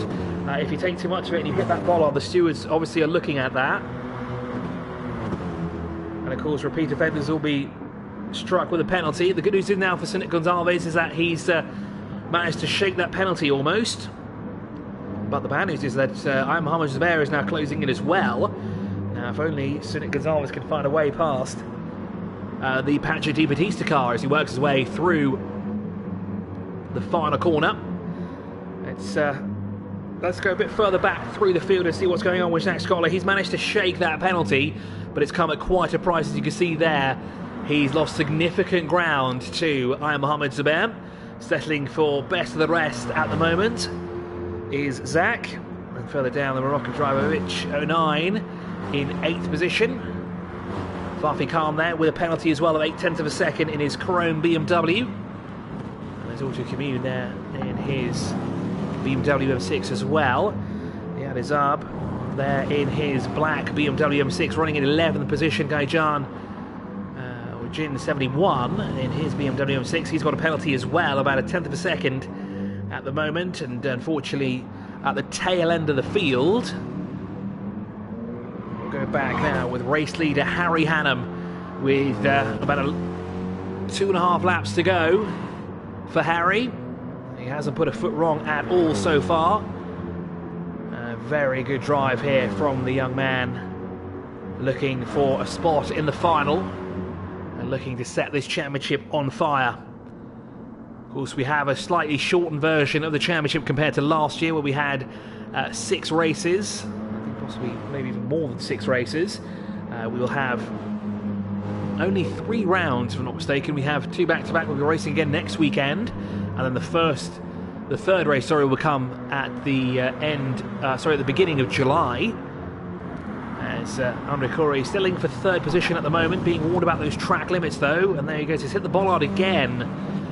So I wonder if Dominic Simon, one of our race stewards here, is keeping a close eye on that, and I would assume that he just saw that as we did as well, where Andre clipped he actually didn't clip it, it actually looked like he ran the whole thing over. And it actually looks like Andre Corey is actually now closing in on James Swindell's as he's working his way through the first corner on the penultimate lap now. Let's go back to 4th position between Patrick Di Battista and Sonic Gonzalez, as Andre Corey is a bit loose there through turn 2. Which was coming through turn 1 actually, wasn't it? And Sonic certainly didn't fare too well in the beginning stages of the race here, but now is dropping back, unfortunately, from Patrick Di Battista, because of course in the championship we're running here, we do have some of the assists turned off. We have tyre wear turned on. So for example, there is 2 times tyre wear, so I could imagine tyres will play a factor, especially when we start extending these races with 2 extra laps. I know it doesn't sound like much, but 2 extra laps is a total of 30 more corners to go through. Not to mention at least 4 more minutes of racing and a couple of few kilometres added as well. And those, of course, will start shredding tyres up quite fast. As Nick Gonzalez tries to tackle Patrick Di Battista. Warning flag out now for Nick Gonzalez at turn 13 and 14. He's now being pinged for track limits at the corner there. As let's watch and see what he does through that corner on this time round, through that complex, as through turn 12 we go. As we said, full throttle through that corner. You dare not to take your foot off the pedal. And let's see how Nick Gonzalez takes this corner into the right-hander. Oh yeah, that was a little bit too much of the corner being taken through for Nick Gonzalez. He was a little bit screwy actually through the first part of that section as well, through the right-left. But looks like the stewards will be keeping a watchful eye on him as well, as Harry Hannum continues to extend the lead here, up now by 3.5 seconds on the final lap of the race for Harry Hannum. As we said, can't fault the young man here anywhere. He's had a fantastic race throughout here. Even if it is a digital one, it's been a flawless race so far for the young driver, Harry Hannum, with James Swindell's in 2nd. He's been pinged, of course, for track limits at turn 13 and 14, as has Andre Corey, who sits in 3rd position. So Nick Gonzalez has found a way past Patrick Di Battista. So the Indian back up in front now in 4th position. Not where he wants to be, but certainly is one step closer to where he'd like to be as well. So Nick Gonzalez, that was a good move up, a nice clean move as well, up into 4th position, but Patrick Di Battista is not going to let it go that easily. He's going to want to take that position back. As we continue on now through the hairpin. Battista close enough to make a move, not quite. As we will continue on the final lap of the race here. Nick Gonzalez now looking to put a car length or so between himself and Patrick Di Battista. Let's go now with the race leader though, and Harry Hannum, who's into turn 11 now and down towards turn 12 he'll go. Full throttle for the young driver here, looking for his 2nd win of the championship, but unfortunately no points on offer here, but he will be working his way into a point scoring race as he will solidify his place in the final today. Through turn 14 he goes, up into turn 15 for one final right-hander. Harry Hannum hasn't put a foot wrong this entire race, hasn't been pinged at all, haven't seen any messages at all for the young British driver, but across the line comes Harry Hannum for yet another win, and he'll be in our final, as will James Swindell, as with Andre Corey. So Nick Gonzalez will also be there, Patrick Di Battista, and our finalist will be Mohamed Zubair, who will be our 6th and final entrant into our final.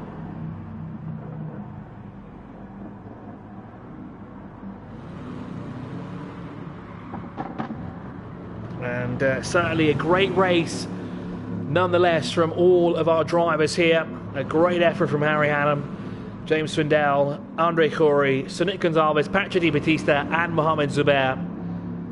Fantastic job from all 6 of them who have found their place in the final.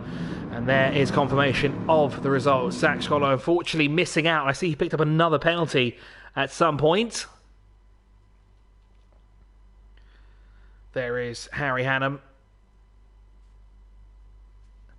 A well-deserved victory as well, and a well-deserved place in the final 2, as we'll now leave this lobby and join another one where we'll have the top 6 from Group 2 and Group 4 heat races into the final of the the semi-final, the second of the semi-finals even of the first race weekend. So it should be up and running. Indeed it is. It looks like we've got most people in there, which is great to see. So I think there'll just be a little bit of talking between the stewards just to make sure that everything is A-OK, especially with the top 6, and especially with a lot of track infringements in that second half of the race. So we now move on to the second heat race.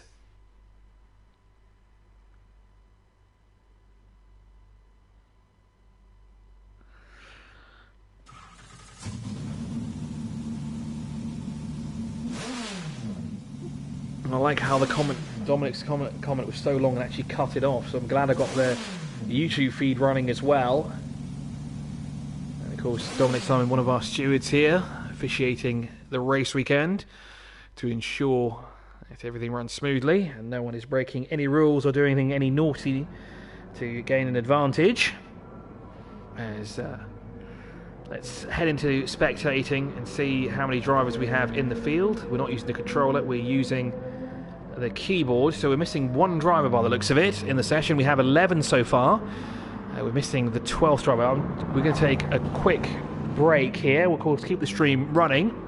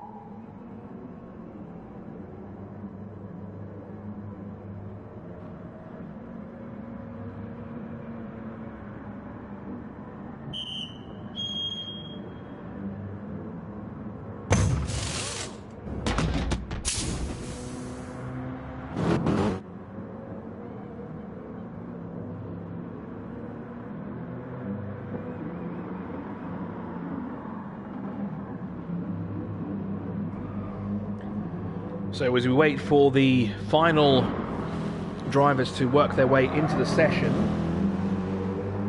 I think we're good to go on time. The lobby is certainly ready, and we're in the lobby. I think we're just waiting for, as we said, one more driver to enter. We have 11. Not sure who exactly we're missing.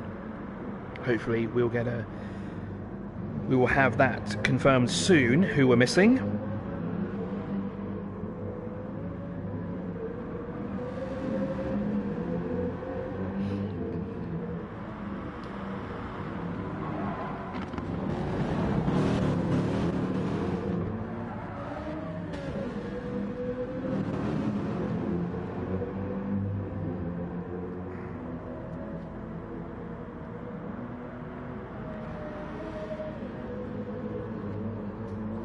So even though we started 10 minutes earlier than we anticipated, sorry, it was 5 minutes earlier before we anticipated. This session is supposed to start at 6:45, and we are edging close to 6:45 at the moment. We are about 7 minutes away, maybe that's 6 minutes away according to my timekeeping, but it may differ to what the stewards have and the race official, as we're still waiting for the fourth and final driver to enter the fray. And by fray I mean the final of our semi-finals, which is great news because of course after this we'll have 6 drivers left, and those 6 will go into our grand finale, which will take place after this, of course, which will be the top 6 from the semi-final 1 and the top 6 from semi-final 2, and they'll go into a 5-minute qualifying session with a 10-lap race straight after that. And of course that's where the points will be handed out. 25 points for a win, which will be great news for the drivers that won, like Harry Hannum, Sonic Gonzalez, and all our other race winners so far. They've yet to bag any points for the championship hunt. This, of course, will be the first time they actually do get championship points in this very short season. So we're waiting for Joker Devil 99 to join the lobby.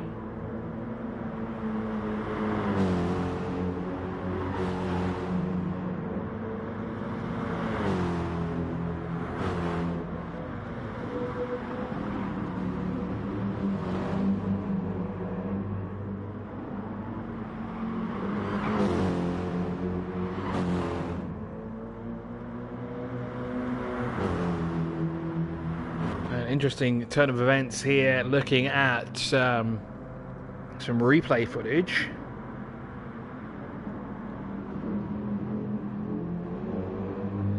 And we may have an answer as to why Sonic Gonzalez was all over the place. And, well, let's see how this plays out. So as we said, we're just waiting for one more driver. That's Joker 99, or sorry, Joker Devil 99 even.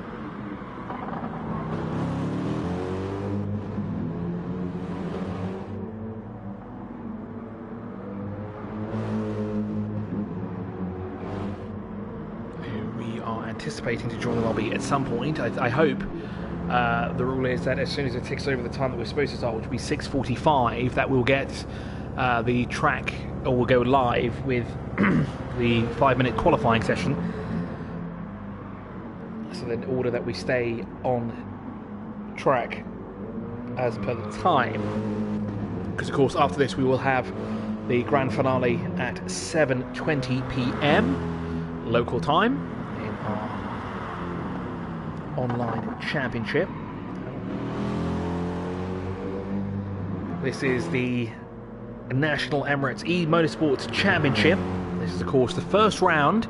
We've had all our heat races. We've had the first of our semi-finals. We're about to get started with our second of the semi-finals to essentially fill up those who will be partaking in the final. So we've had our top 6 from the previous round who will take their places in the final, and then we will have 6 more that will take their place in the final from this race. So we're waiting for one driver to enter this race. As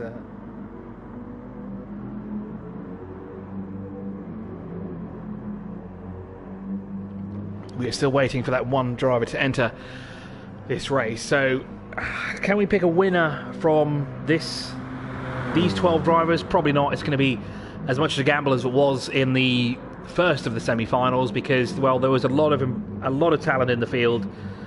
Great to see some incredible driving. Maybe there were a few cheeky drives in there, but nonetheless it was a great drive all around. Nothing major to report of for the time being.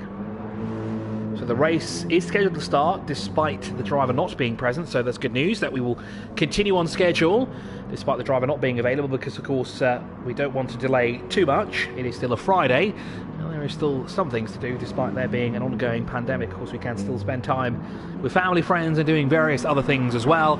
What we do really enjoy is doing a little bit of racing, even if it is virtually. And of course, if you'd like to enter the championship, if unfortunately by any means you missed the first round or you didn't get a chance to enter, if you'd like to participate in round 2, you can head on over to the EMSO's website or Instagram or Facebook. Of course, use the handle EMSO, simple as that. And of course, the website is emso.ae, and there you'll find out all information about the championship. You'll also find out how to register for the championship, so on and so forth. I've just spotted that Joker Devil 99 has popped into the session, so that's great news for us, because that means we have 12 drivers in our finale. So this is phenomenal that we have all the drivers here and they're filled up. This is great news. It looks like we can get racing as soon as possible.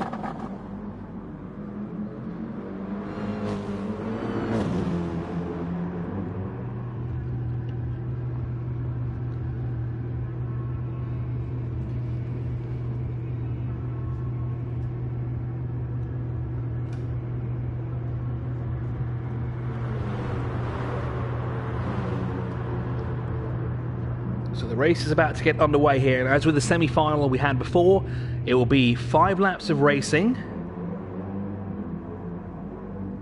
and then it will be 8 laps. Sorry, it'll be 5 minutes of qualifying, not 5 laps of racing. 5 minutes of qualifying and 8 laps of racing, and then that will be how we set the field for our semi-final here, as the qualifier is about to start. So we're going to have our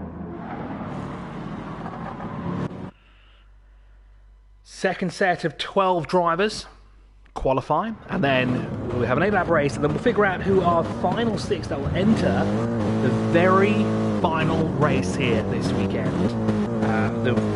The race that matters the most, because that's the race that will supply the drivers with their points in the championship, and that'll be one to watch. So ATCUAE is definitely one to watch here.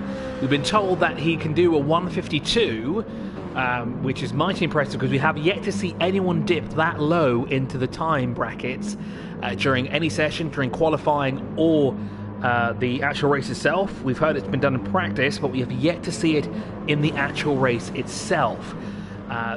He's one to watch, is ATCUAE. The Malaysian Zuhair is a driver to watch as well. Rudy, a little bit on the aggressive side, but is certainly a driver to watch as well. He did carve his way back up the field.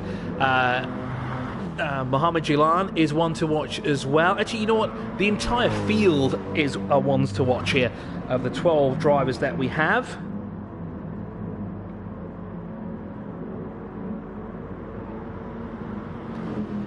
And I see that a penalty has been applied in the first of the semi-finals with a collision between Sonic Gonzalez and James Swindells for contact on lap 1, and that would be why we saw Sonic Gonzalez all over the place going through that corner, and how Patrick Di Battista probably got caught up in it as well. So unfortunately, a 5-second penalty is being applied to James Swindell, which keeps him in the top 5 but drops him down to 5th place from his 2nd place finish, which promotes Hori to 2nd and Sonic Gonzalez to 3rd, with Patrick Di Battista taking 4th overall in the first of our semi-finals. So first now, the outlap's been completed. We are now on our flying lap, and we're looking at the defending champion in the series, Romano Labori, the Sri Lankan who won it all. Ooh, over the cone and flying into the air goes his BMW M6. Didn't realise Q would modify his BMW to jump over any obstacles on track. It's just a game glitch, isn't it? But a fun one nonetheless. We have a slew of actually BMW Z4s in this race, which is great to see. There is the BMW M6 of Zolo Vita, who used the M6 last season as well. There is one of a handful of BMW Z4s. I think we only got 3 actually in the entire series, and luckily I think 2 of them actually qualified for the semi-final. There's one of them, Wissam behind the wheel of the Wissam 971. Now let's see if we can find the rest of the BMWs, because I know that Mohammed Jalan doesn't have one, Rudy doesn't have one, he's got that purple BMW M6, Joker doesn't have one. There's Zohair, the Malaysian driver, in his chrome coloured BMW, or better yet wrapped BMW M6, and ATCUAE is behind him. Do you know, it's not that's Jack Carlos. It's Vishal 34 in the second of the BMW. So actually only 2 BMW Z4s here, and I like Vish has actually even put a Dubai number plate as well.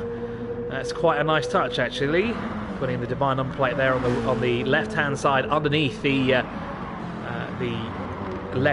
headlight, and at the back as well he's got one too, and it says Vish on it. I thought it had numbers, but at least he's got the letter code right, so that's all right.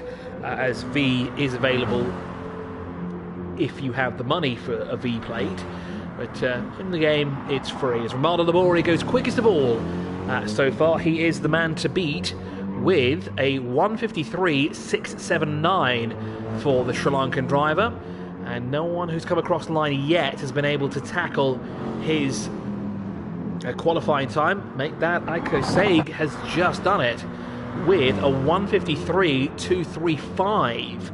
Now his fastest lap time was a 1:53.053, which he did in the previous qualifying session he was in, which was his heat race, which was the 4th heat race, which he essentially won that race in style. Did the tyre driver, as he continues now looking for a shot at the final, looking to bag some points in his 2021 championship hunt here, as he is into and all over the place there with a few other drivers who are tangling in front of him. As down towards the hairpin he goes. He's on the inside line there, takes it away from both Joker and another driver. Was that Mohammed Zubair? No, it wasn't, because he's in the other session, isn't he? That was a different driver that he took the position away, but it's all fair game, because of course ATCUAE probably the quickest of the 3. He'd be lost if he were tangled up in that, but here he goes up the hill. He's 14th of a second behind at the moment. I don't think we'll see his 1:52 at least in this session. We might have to wait till the grand finale to see if he can provide that 1:52 that we've been waiting for. As we said, no one has yet to produce a 1:52 yet in qualifying or the race itself, although we have been informed that it is possible, as through now into turn 12. As we said, the fastest corner of the track here goes ATCUAE now. He's gone through sector 3, has he? Yes, he has. Now, we didn't say how far back he was. Could this be the 1:52 that we're looking for here? Through the right hander he goes at turn 15. Is it going to be a 1:52, or is he going to best his 1:53? It's going to be close. Oh, he does a 1:53.353. Does he improve? Oh, he's a 10th of a second slower than his previous race, but a 1:53.2 nonetheless. Romano Labori does a 1:53.679. Oh, and a very slow last lap there, a 2:05 for Romano Labori. And there are your top. Those are where the drivers will start. Unfortunately, I saw Wissam all the way down in 12th position. That's not where we want to see the BMW Z4s. Yes, here we go for the final heat race, and now we'll be selecting 6 more drivers. Well, we won't be selecting it, they'll essentially select it themselves here, will the drivers in this second race. So there's ATCUAE, he's the man that put it at 1:52.2 in, and there's Romano Labori, defending champion, and yes, Heat Gaz there in 3rd position, the 19-year-old Egyptian driver in 3rd position. Now let's see what ATCUAE does. We're waiting for the lights to go on. 1 light's on, we'll wait for them all to go. 4 lights ablaze. We're ready to go racing here for the 5th time. No, it's the 6th time. Sorry, for the championship, and it is the start of the semi-finals here for the second of the semi-finals. to see who will be sixth. And a great, an early lunge there from Yassi Gaz, and he's forced Romano Labori, defending champion, off track. Now I'm 100% sure the stewards are going to have a look at that, because that looked to be that he was into the side of him, no doubt about it. As there he goes through. Actually, Romano Labori managed to stay up into the top three, so the defending champion's still there. He's just ahead of the Malaysian driver, and I can imagine Romano Labori is not happy about that, because on track now comes Mohamed Jilan in fourth position. He's battling with Zuhair at the moment. The Malaysian driver goes on the inside, and he does, and here comes Jack Carlos as well. He's just an opportunity to be in fifth position, and down towards the hairpin he goes. As Mohamed Jilan now in sixth position, so he lost 2 places there, but he's still in the top 6, which is great news for him. But he's got to be careful, because here comes Zolo Vita. As Romano Labori now up in a second position, getting back past Yassi Gaz, as he will now be in hot pursuit of ATCUAE. But as we've seen so far, ATCUAE has been quite a tough man to catch up to and pass as well. Saying he's aggressive or anything like that, but he's been pretty much on rails here, and he's managed to put himself ahead of the pack. Oh yeah, I think that was a bit too much of the elbows being used there, as Romano Labori takes a very interesting line there through turn 14, and that's going to keep the stewards' eyes on him for the time being. As work the way across the line for the first time here of this 8-lap race. ATCUAE leads by 1.7 seconds from Romano Labori, who sits in second position. Then it's Yassi Gaz in third, who I think is also under the watchful eye of the stewards for his first corner on the first lap lunge on Romano Labori. As the Sri Lankan driver continues on here, up behind ATCUAE. Now let's have a quick look back further down, because a few people have some penalties that have been applied, as Mohamed Jilan up now into fourth position. I wonder why he did that, but he's up in a fourth place, which is great news. So he lost 2 positions and gained 2 positions, so he's back to where he was before. But both Jack Carlos and Zuhair both have penalties. Here comes Zuhair on the inside, but Mohamed Jilan shuts the door on him. And interesting to see where Jack and Zuhair got those penalties. And here comes Zuhair's BMW M6 on the inside, and side-by-side action now down towards the hairpin, as Zuhair has to tuck in behind him, or does he? He's going to try and brake, but he doesn't do that as late as he dares, as Mohamed Jilan there on fire at the moment, as he's working his way ahead in fourth position for the time being. But it's not going to be an easy fourth position to hold, that's for sure, as Zuhair and Jack Carlos both applying the pressure here, but both with penalties. Granted, they're only small penalties, about 0.4 of a second to about 0.5 of a second, but penalties nonetheless, as Zuhair applies the pressure to the back of Mohamed Jilan, trying to force a mistake out of him. But a very cool head on the shoulders of Mohamed Jilan as he works his way through turn 12. Through turn 11 down towards turn 12 now. This is not an opportunity where Zuhair can get through, but he's going to try and keep the toes. He flanks to the outside. Can he make a move? He's got the inside line now, going down towards turn 13. Can he make the move stick? Mohamed Jilan late on the brakes. Jack Carlos into the back of Mohamed Jilan. And it looks like Zuhair has managed to take the position back, moving him back up into fourth position. Great move there from Zuhair, putting him into fourth position. Here comes Jack Carlos as well. He wants that place back. And he's down towards turn 1 again here. We've got a 3-way battle for fourth, but now Zuhair is escaping up the road from Mohamed Jilan as he looks on the inside, but not close enough to make a move. He'll have to brake later than that if he wants to look on the inside of Zuhair, as they work their way now through sector 1 here. The good news is for Mohamed Jilan is that there's a 0.2 of a second penalty still looming over Zuhair's head, but the gap is 0.4 of a second separating these two, as Jack Carlos is still behind him, hasn't found a way through. Let's see what ATCUAE is up to, as he's picked up a penalty of 1/10 of a second somehow. I wonder how he's done that. Maybe too many wheels off the track at some point. As we see in the chat that there is certain points of the track where the game is quite strict, and others where it's a bit more lenient. Surprisingly, through turn 13 and 14, that's quite a hot spot going through that corner.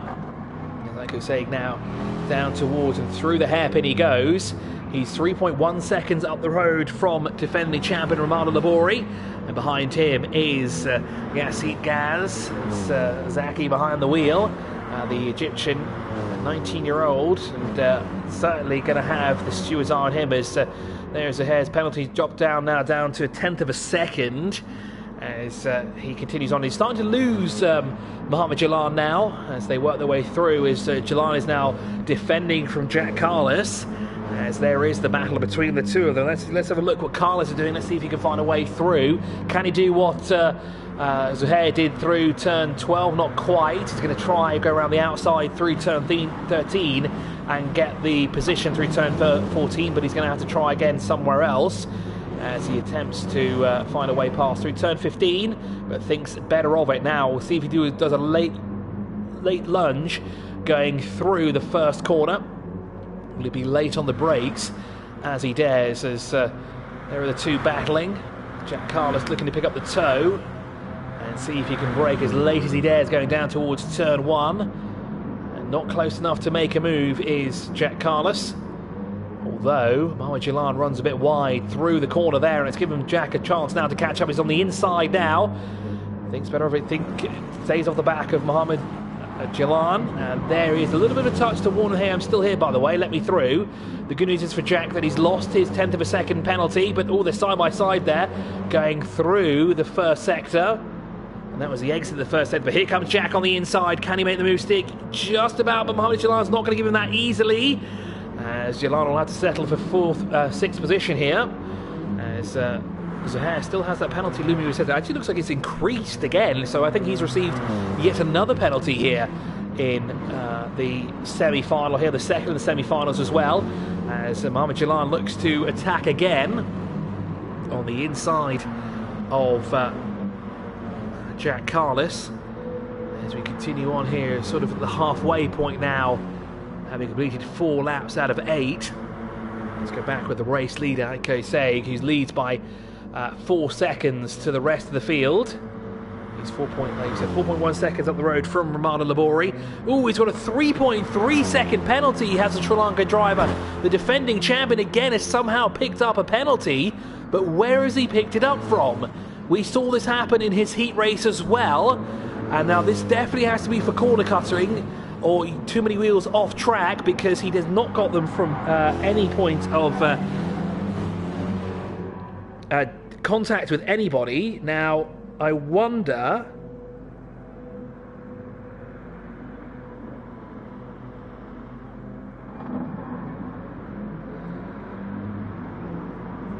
how this has happened. Now,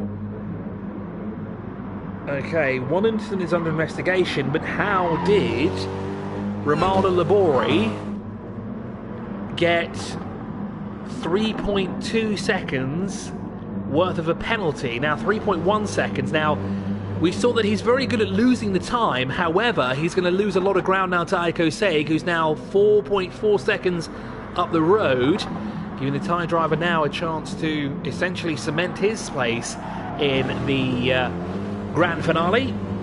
Of course, he's certainly one to watch, as is Romano Labori, as are a few other drivers as well. As I said before, all 12 drivers actually are ones to watch out for. ATCUAE, certainly the man to beat here in not only his heat race but his semi-final as well. So let's have a see what Zaki is up to here in his BMW M6, riding around in 3rd position. He's under investigation for that turn 1, lap 1 incident.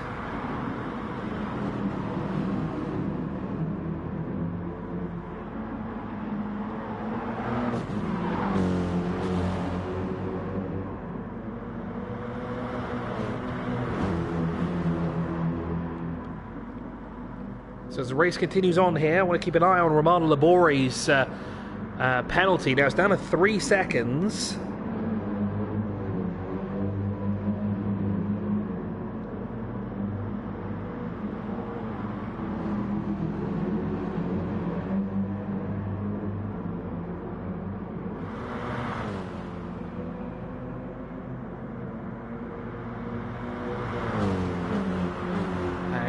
He still settles there for 3 seconds now. I don't know if the drivers will see this in game, if the driver in front of them has a penalty. I think they do actually, if I remember correctly from last season.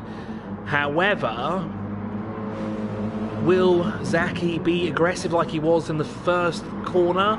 I don't think he will be. I think he will settle in for third for the time being, unless he can find a way past Romano Labori. But for Labori, he needs to get rid of this penalty in the next 3 laps, so he only has less than 45 corners to go to shake that penalty. And it is coming down, but it's not coming down quite as much as I think he'd like it to. So he's still under pressure from Zaki behind him, so it's not going to be easy. So warning track is out for the man that's sitting in third position at the moment. Just behind him is Zuhair. Now, where is... oh, it looks like Jack Carlos has dropped down the order, as it looks like Romano Labori's had a little mistake somewhere, because Zaki is all over the back of him, going through the second sector now. As it looks to the inside. Now, Kenny he's got to be very careful here. It's going to be side-by-side action. Romano Labori runs wide, but comes back on track, and is all over the place. And Zuhair comes through as well. He sniffs second position, and it's all over the place here. I don't know what it is with the championship, but second position is the one that's the most sought after at the moment. This is where everyone wants to be, and this is where everyone is challenging as well. This is where most of the action happens. We can try and go 3 wide into turn 13, and that's not going to work. Drivers are all over the place, as Zaki almost loses it, as is Romano Labori, but they all manage to keep it on track somehow. But Zuhair benefits the most, or does he, as Romano Labori goes back up into second position. Fantastic racing here in the championship here. That's only our semi-final as well, as Jack Carlos in the background there looking on the inside of Mohamed Jalan, but we're focusing our attention here on the battle for second position, as Romano Labori goes onto the inside, Zuhair on running around the outside. Zaki has to go through on the outside as well, not quite close enough to make a move, but that was almost tumultuous there for Romano Labori. Almost lost second place there in quite a fashion. I've just noticed that Mohamed Jalan has just picked up a penalty as well, of only just a tenth of a second, but still a penalty is a penalty nonetheless. Now, at least Solovita is not close enough to warrant Mohamed Jalan being dropped out of the top 6, but it is a penalty nonetheless. As we continue on here,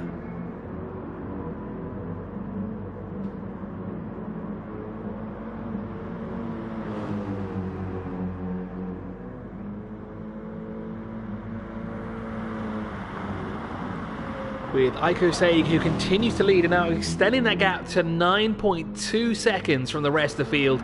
But here is what we're watching here. The battle for second position on the penultimate lap as well for this semi-final race. Here decide are 6 drivers that will go into the final from this race. ATCUAE looks to be, I think he's secured his position. Romano Labori may have, but he has that penalty. Oh, and Zaki has a penalty as well behind him. Now, how far back is Jack Carlos? He's 2.6 seconds back if he can close in, but oh no, that's not Jack Carlos, that's Mohamed Jalan that has that penalty, he's got it to 0.0 at least, but we've seen in this game that still counts as almost a tenth of a second essentially. But Jack Carlos, if he can start closing up, he can finish 5th, and Mohamed Jalan as well can also catch up. Oh, and now the bracket is showing he's a bit further back. Now, that was a move. What's going on for second position? Because Romano Labori is no longer in second. He's in 4th place. Yes, he is. He's lost his penalty, which is good. Or almost lost his penalty. He's a tenth of a second back. But Zaki still has his 2.2 second penalty looming over his head. So that's going to drop him back. And now it looks like both Jack Carlos and Mohamed Jalan, who have been squabbling for 5th position, are closing up as well with these two battling. I think Romano Labori has to settle for 3rd.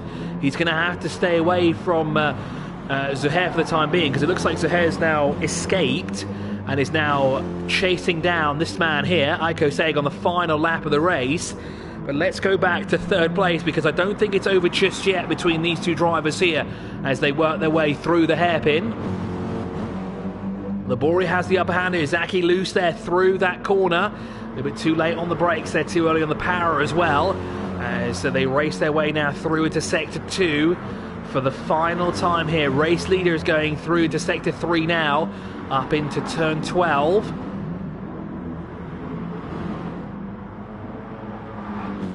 As Romano Labori, I think, will have to settle for 3rd position, as we said. As ATCUAE now working his way through the penultimate corner He'll work his way now through the final right-hander. Another win for the young Thai driver here. And certainly making his name known in the championship. He did so last season as well. But here he is to collect another win. And he wins the semi-final.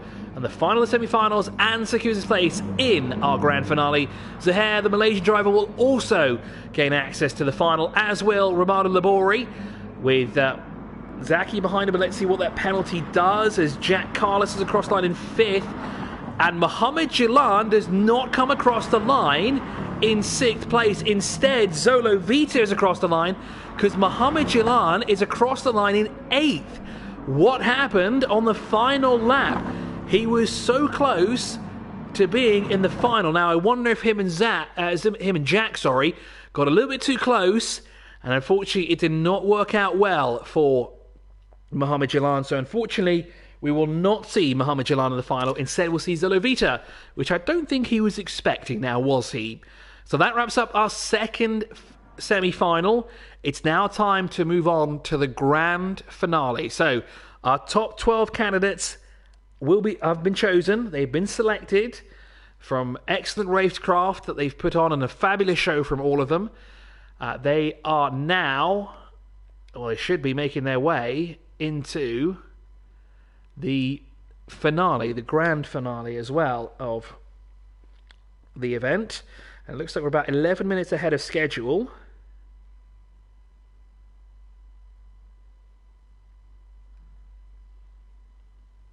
So I'll take a short break here, catch my breath, grab some water.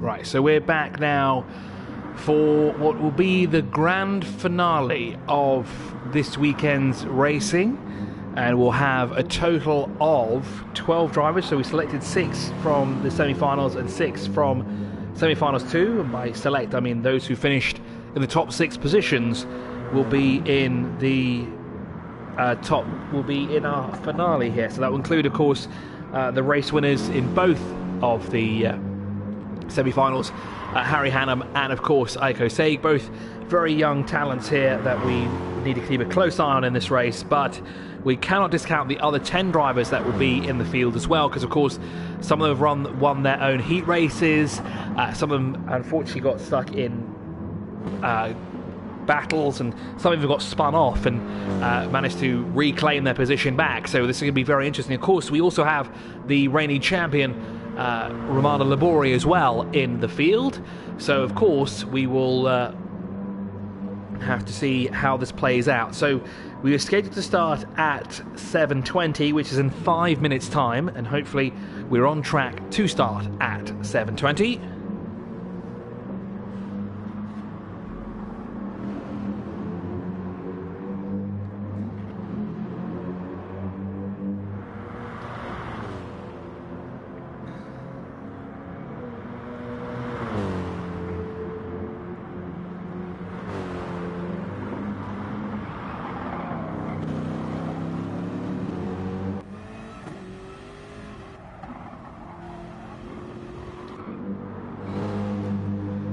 As we said, we're moments away now from starting the final race of the day, the grand finale, and the one that finally matters, the one that gives all the points.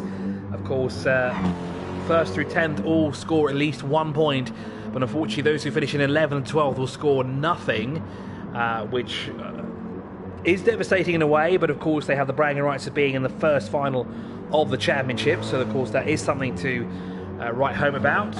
But grabbing those 25 points will probably be better to nab, rather than just say that you were in the final. Because of course, what's being in a final if you're not scoring maximum points? As I think, let's have a look. Do we have all the drivers in here? No, we don't. We don't even have 10 drivers in the field. Yes, we do. We've just gotten 11th in the field. We're just waiting now for 12th, so we're just waiting for the 12th driver, and it'll be heartbreak actually if they don't make it into the final, because of course they've worked so hard to get into the final, and if they miss it, it'll be absolutely devastating.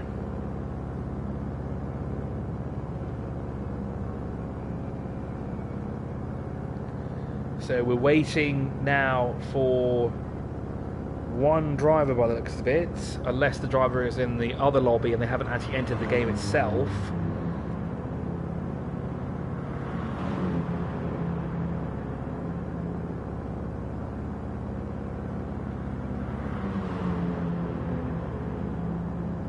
Looks to be a driver has been given a reprimand for causing an avoidable collision.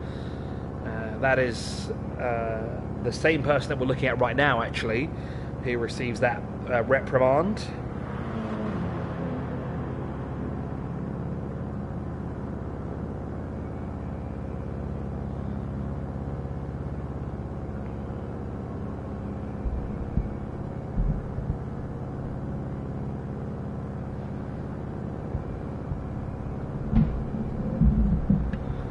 So we just wait for the final competitor to enter the race. I think we have got the final driver now into the race. As I see Sunit Gonzalez fans are in the chat here. I think he's got quite the army going on. The loyal fan base as well.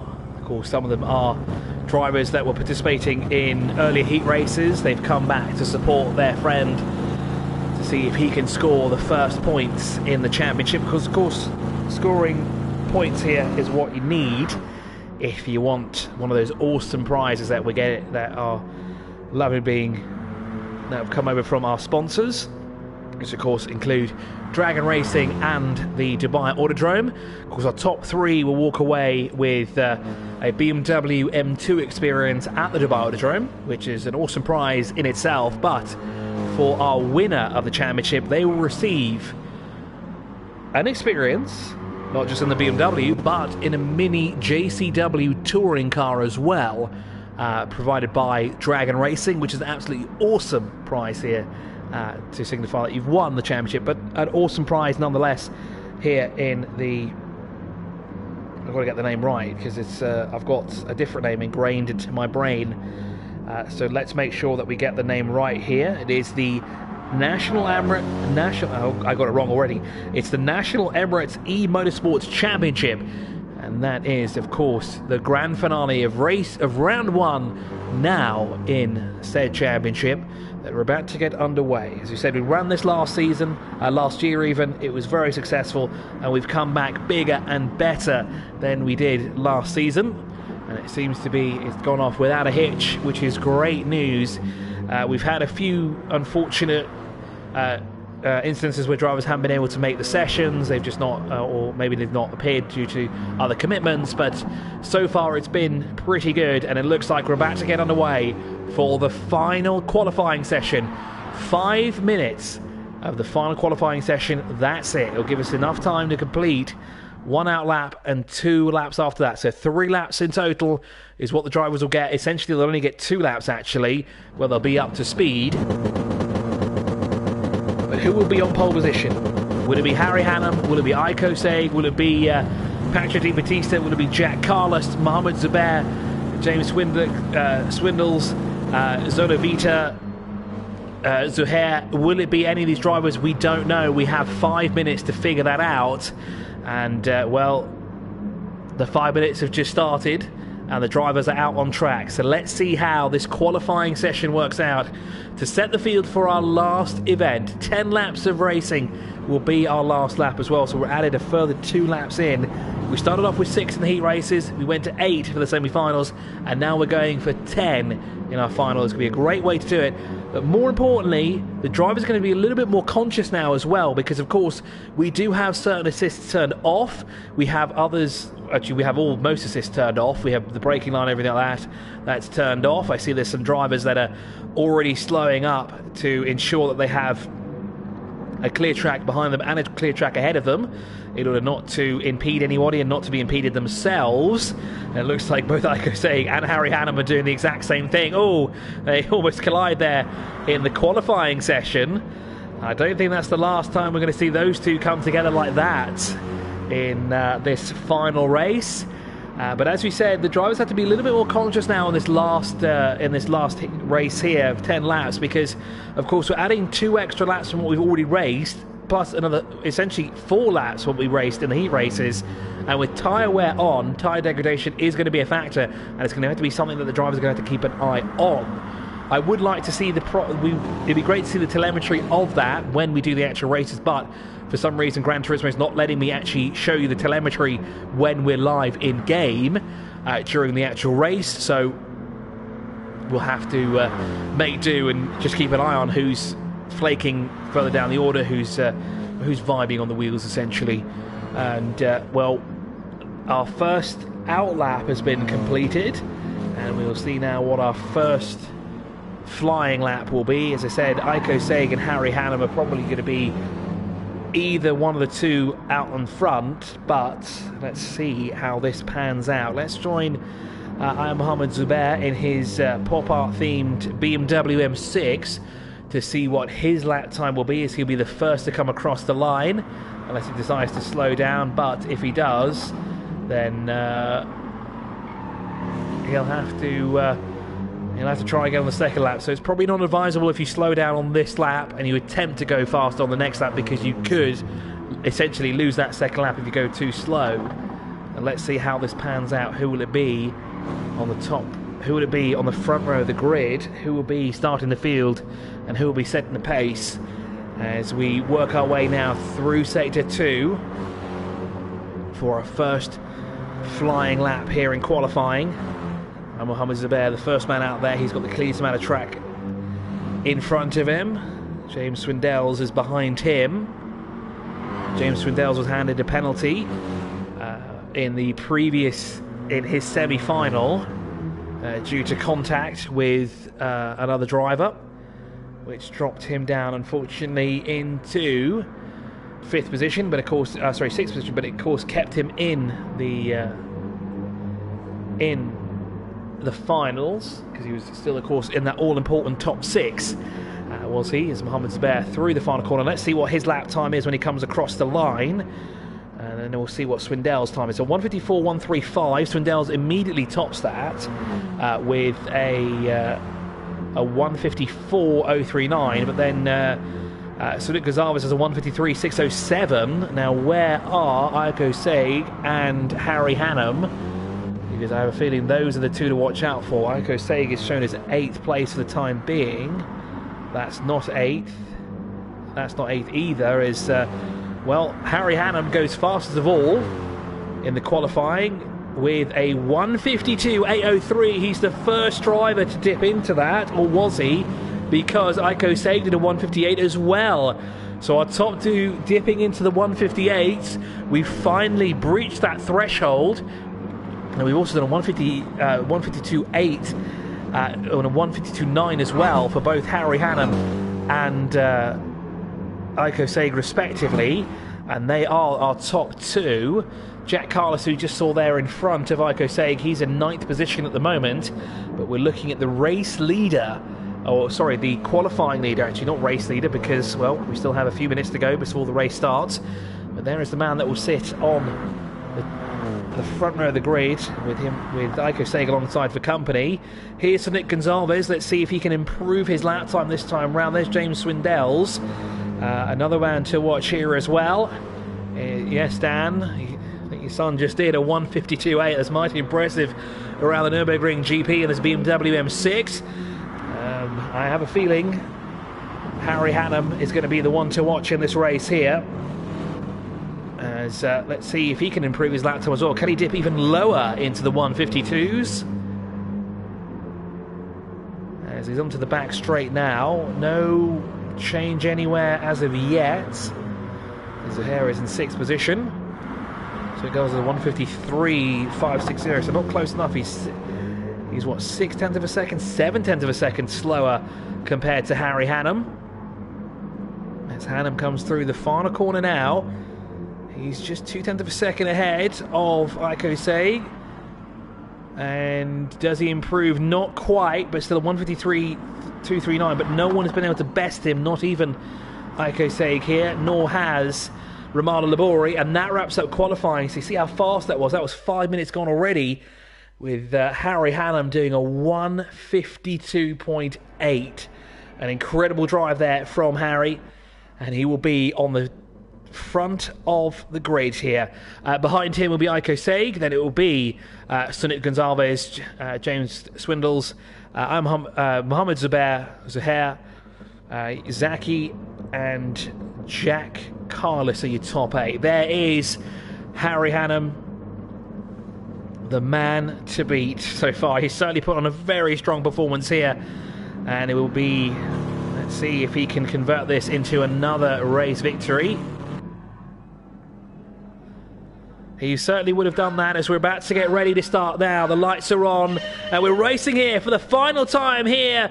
And Harry Hannam leads the field across the line with ATCUAE behind. And let's see how this works down towards turn 1. Are we going to see any interesting manoeuvres here? So Nick Gonzalez goes on the inside line there, trying to take the position away from ATCUAE, and he's done it. So Nick Gonzalez takes 2nd position. Did not expect that going through turn 1.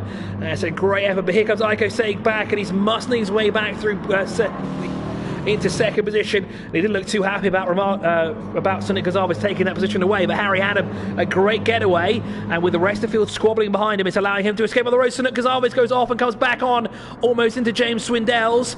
Now that is a repeat of what we saw him do in the near the hairpin not too long ago, and it was actually those two that were battling through the hairpin. I wonder if these two, there's some bad blood between these two at the moment, James Swindells and Sunic Gonzalez. Actually, it's Mohamed Zubair that's in 4th position. Sunic Gonzalez is dropping back. He's down to 7th place. So I wonder if him and James Swindell have come together as they now sort of single file work their way through Sector 2. Harry Hannam, the best start of all, and he's looking to secure himself 25 points here in the first round of the championship.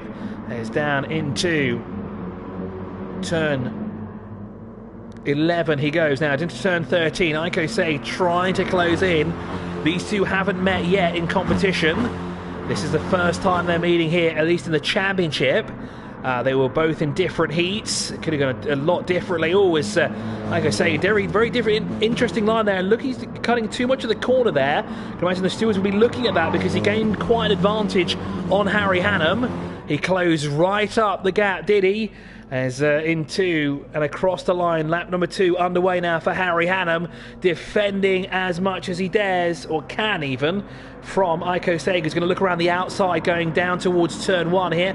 He's going to try and get the switch back. On the inside of Harry Hannam goes ATCUAE, but Harry shuts the door through the left-hander. He could barely fit a rear bumper in between Harry and ATCUAE. Now you can fit about half a car between the two of them as it extends through the first couple of corners ever so slightly. Battle for 4th position further back between Mohamed Zubair and Zuhair as they continue. It looks like Zuhair running a bit wide through the corner. James Swindell kind of separated between the two of them here, currently sitting in third position actually behind ATCUAE and in front of Mohamed Zubair at the moment. It's down towards the hairpin they go. We're still looking at ATCUAE. The man in front, as he looks for an inside through the hairpin. It's down towards and through they go.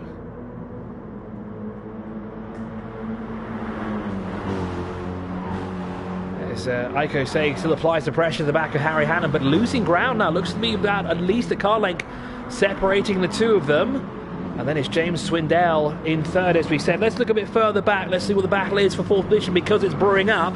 There is Zuhair. He's currently 4th, but 5th position is Mohamed Zubair. And then behind him is Zaki, the Egyptian driver, who is under scrutiny in the previous race, is now latched onto battle here for 4th position at the moment.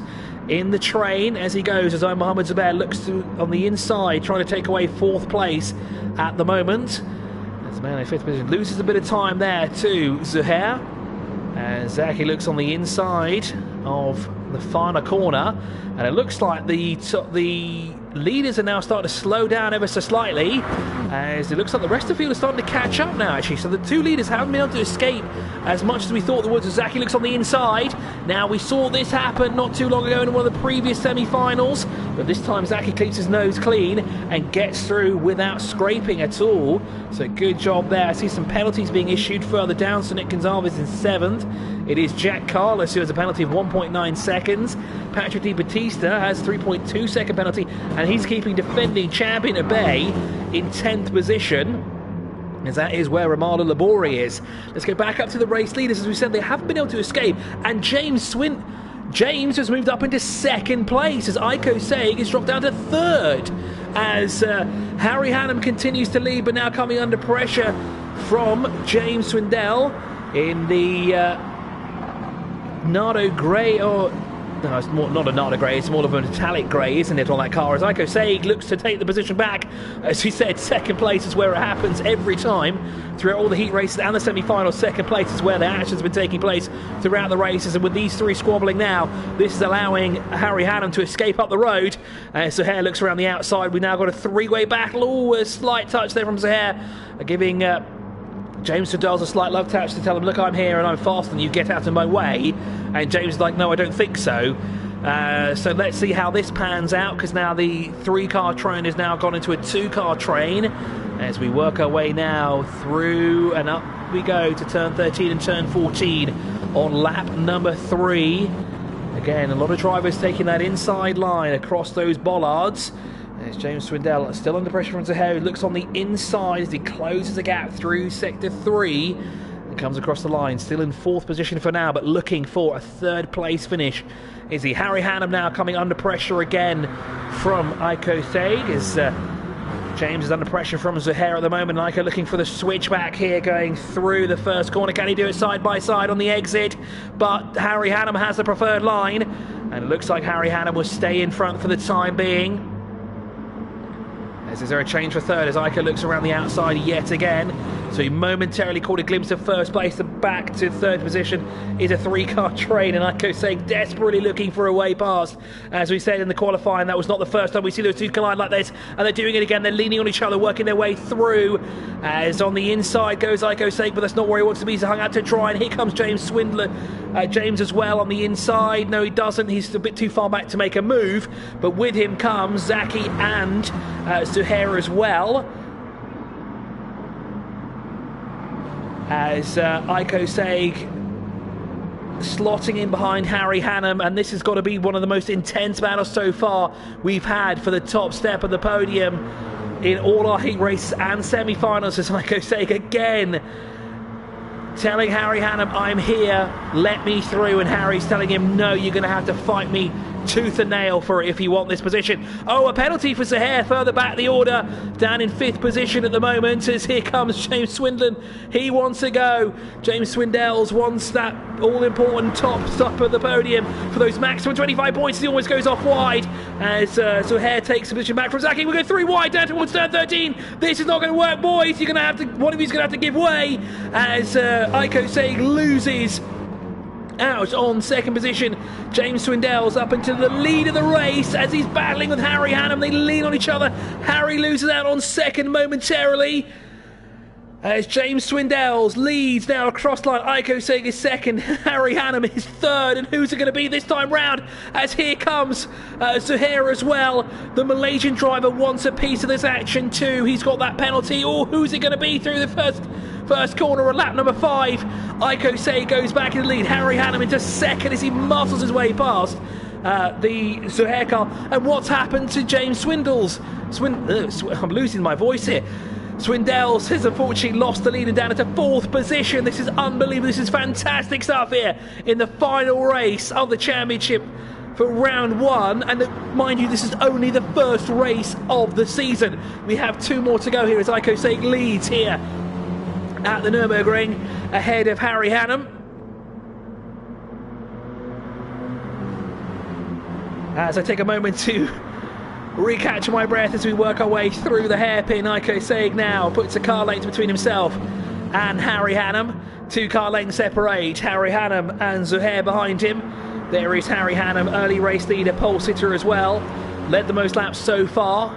It's James Swindell's is the only other man to lead a lap so far, but Aiko Saig, he wants to lead a lap here in Germany. And the Nürburgring GP circuit, 15 corners in total, but I don't know how long this is going to last. But what a battle that was on the 4th lap of the race. It was absolutely incredible between 4 drivers.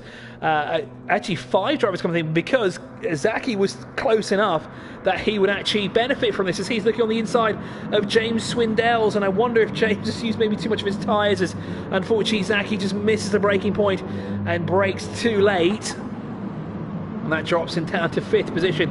Mohammed Zubair's probably watching this going, oh, I fancy a bit of this. When am I getting through? I've just noticed Romano Labori, who was 10th not too long ago, is now in 7th position.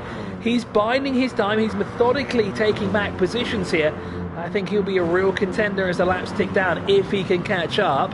But let's see how this plays out as Zaki defends going down towards the first corner. Let's go back up to the race leader, Aiko Saig, who leads by 0.5 of a second, with Harry Hannam in 2nd. Zuhair is 3rd, with James Swindell's in 4th position. Oh, and a penalty for Aiko Saig. He's picked up a 0.5 of a second penalty. He's going to have to drop that somewhere, and he's going to have to. That's going to cost him some time, as Harry Hannam is just over 0.5 of a second behind Aiko Saig for the time being. So he's used too much of the track somewhere.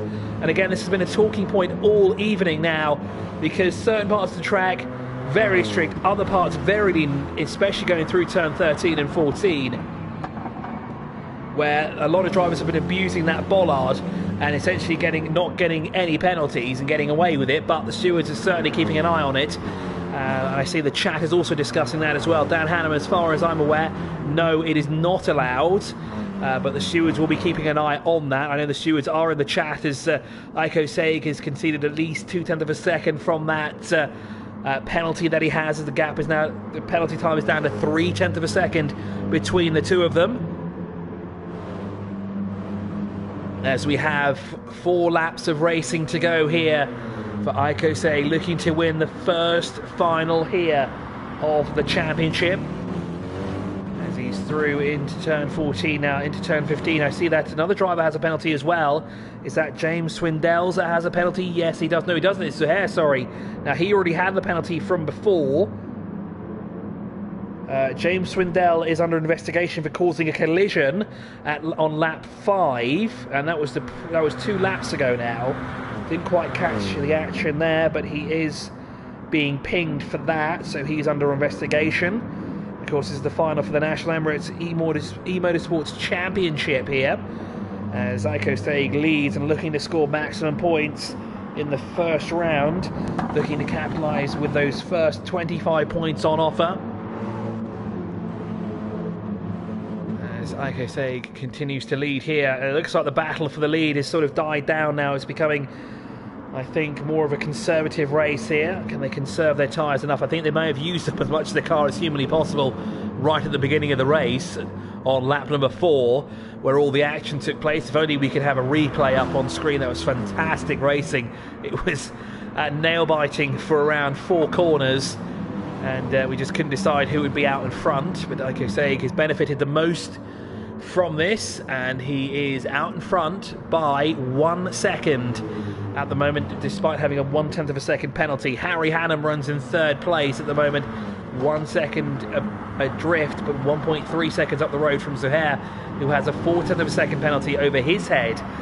James Swindell, who's under the watchful eye of the stewards, being warned about an avoidable collision, so I fear there's a penalty coming his way. That'll be post-race. There's Zaki running in 5th position, and then just behind him is Mohammed Zubair, who's watching all that action unfold and just waiting for them all to topple over each other. Defending champion Romaldo Labori sitting in 7th position. As we said, he's quietly working his way up the order, but not looking to score maximum points, but he can't win it in the first race. He certainly can lose it in the first race of the championship. Patrick Di Battista, so there's a lot of penalties being dished out here in our top 10, sitting in 8th position with a 0.4 of a second penalty on his head. And then in 9th position it is CIK Gonzalez. In 9th position, doesn't seem like he has a penalty anywhere that's being applied online or offline, but the man behind him, Jack Carlos, looks on the inside of him now. He takes away 9th position, but CIK Gonzalez will get the cut back. Willie, ooh, a bit of a nudge there. I think the stewards will have a close eye on that as well, although it didn't really look like he had really anywhere to go, but retakes 9th position. Zolo Vita running in 11th position, and then in 12th place, we don't have 12th place, interesting enough, so unfortunately 12th is not in the race, so unfortunately we did lose a driver. I think that was Wissam that was in 12th position. He unfortunately has dropped out. Warning flag is out for ATCUAE on this lap. I presume that's for turn 13 and 14. Indeed it is, and he is currently out in front at the moment. He's lost the penalty, so that's good news, so he doesn't have to drop back, but he is under the watchful eye of the stewards. And Rami Azam, a previous competitor, currently sitting in Qatar, helping out the stewards there. Thanks so much, Rami, for the assistance in the chat.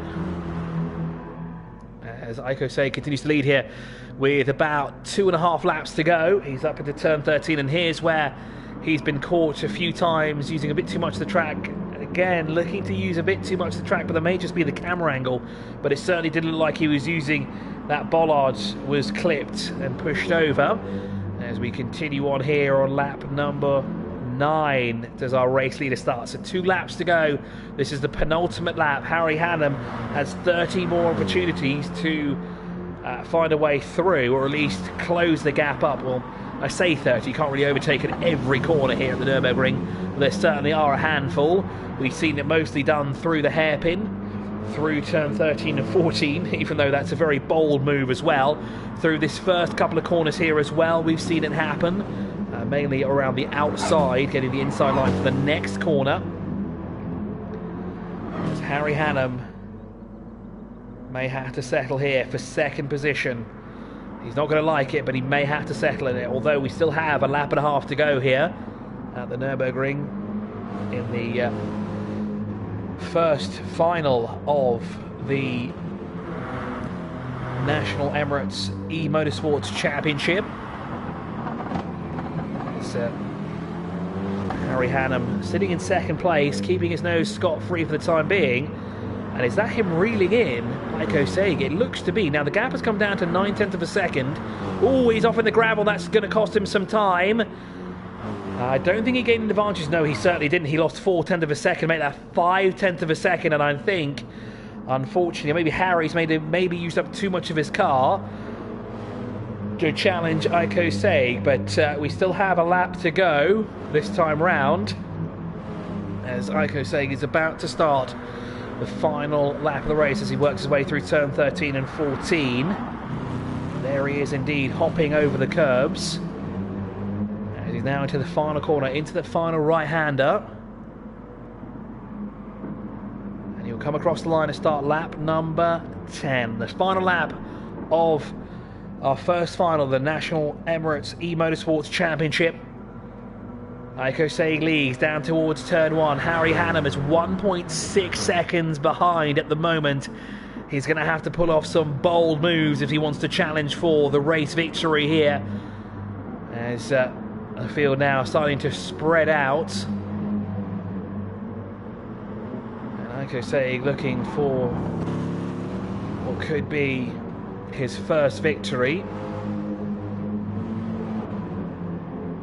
Is that a penalty? No, warning flag is out for James Swindells for track limits at turn 13 and turn 14 for the man that currently sits in 4th position. And there he is, 1.7 seconds adrift from Zuhair and 2.4 seconds up the road from Zaki. And I've noticed again, as we said, quietly working his way back up the order, Ramal Labori up in a 6th position, looking to bag some more points here in his championship defence, but he's going to have to find a way to beat this young man here, ATCUAE. He's been very strong in all of his heat races. He's won each one he's been in so far, including the semi-final as well, and he's looking for a perfect race weekend here. A win in all of the races will be an absolutely great way to end the day here for ATCUAE. He's up through turn 12 now, into turn 13 and 14 he goes. He climbs the hill towards the left-hander. As into the left hand he goes, quick to the right hand, then through the corner that the stewards are keeping an eye on, and into the final corner here for the last time. Unfortunately, Harry Hannum not close enough, and it looks like Harry Hannum's had a problem because he's dropped to 3 seconds back at the line. He was much closer than that, but ATCUAE wins the first final of the National Emirates E-Motorsport competition. And I think I got that completely wrong, so I'll try that again. ATCUAE wins the first final of the National Emirates E-Motorsports Championship. A well-deserved victory. That was a fantastic drive from the young driver there. Harry Hannum third. A valiant effort nonetheless. Zuhair finishes... Harry Hannum finishes second, not third. Zuhair finishes third. And those were your top three. The scoreboard unfortunately disappearing just before I could make my way through the rest of the field. But a great drive nonetheless. It's been a fantastic first round so far. We've got through relatively scot-free. We've had a few disconnects further down the order, further down in the heat race and everything like that, but most of it's gone out without a hitch. For those who are watching, it's time for me to say goodbye after 4 hours. Thank you so much for joining, and of course round 2 is going to take place soon. What you can do if you want to participate in round 2, or you want to learn more about the championship, head on over to the EMSO.ae website, or check out EMSO on Instagram and Facebook to stay up to date with the championship. But from me, thank you so much for watching. Thank you so much to the competitors, and thank you to the stewards. And of course, thank you for EMSO, the Dubai Autodrome, and Dragon Racing. for this incredible championship. Thank you so much for watching, and we'll see you soon.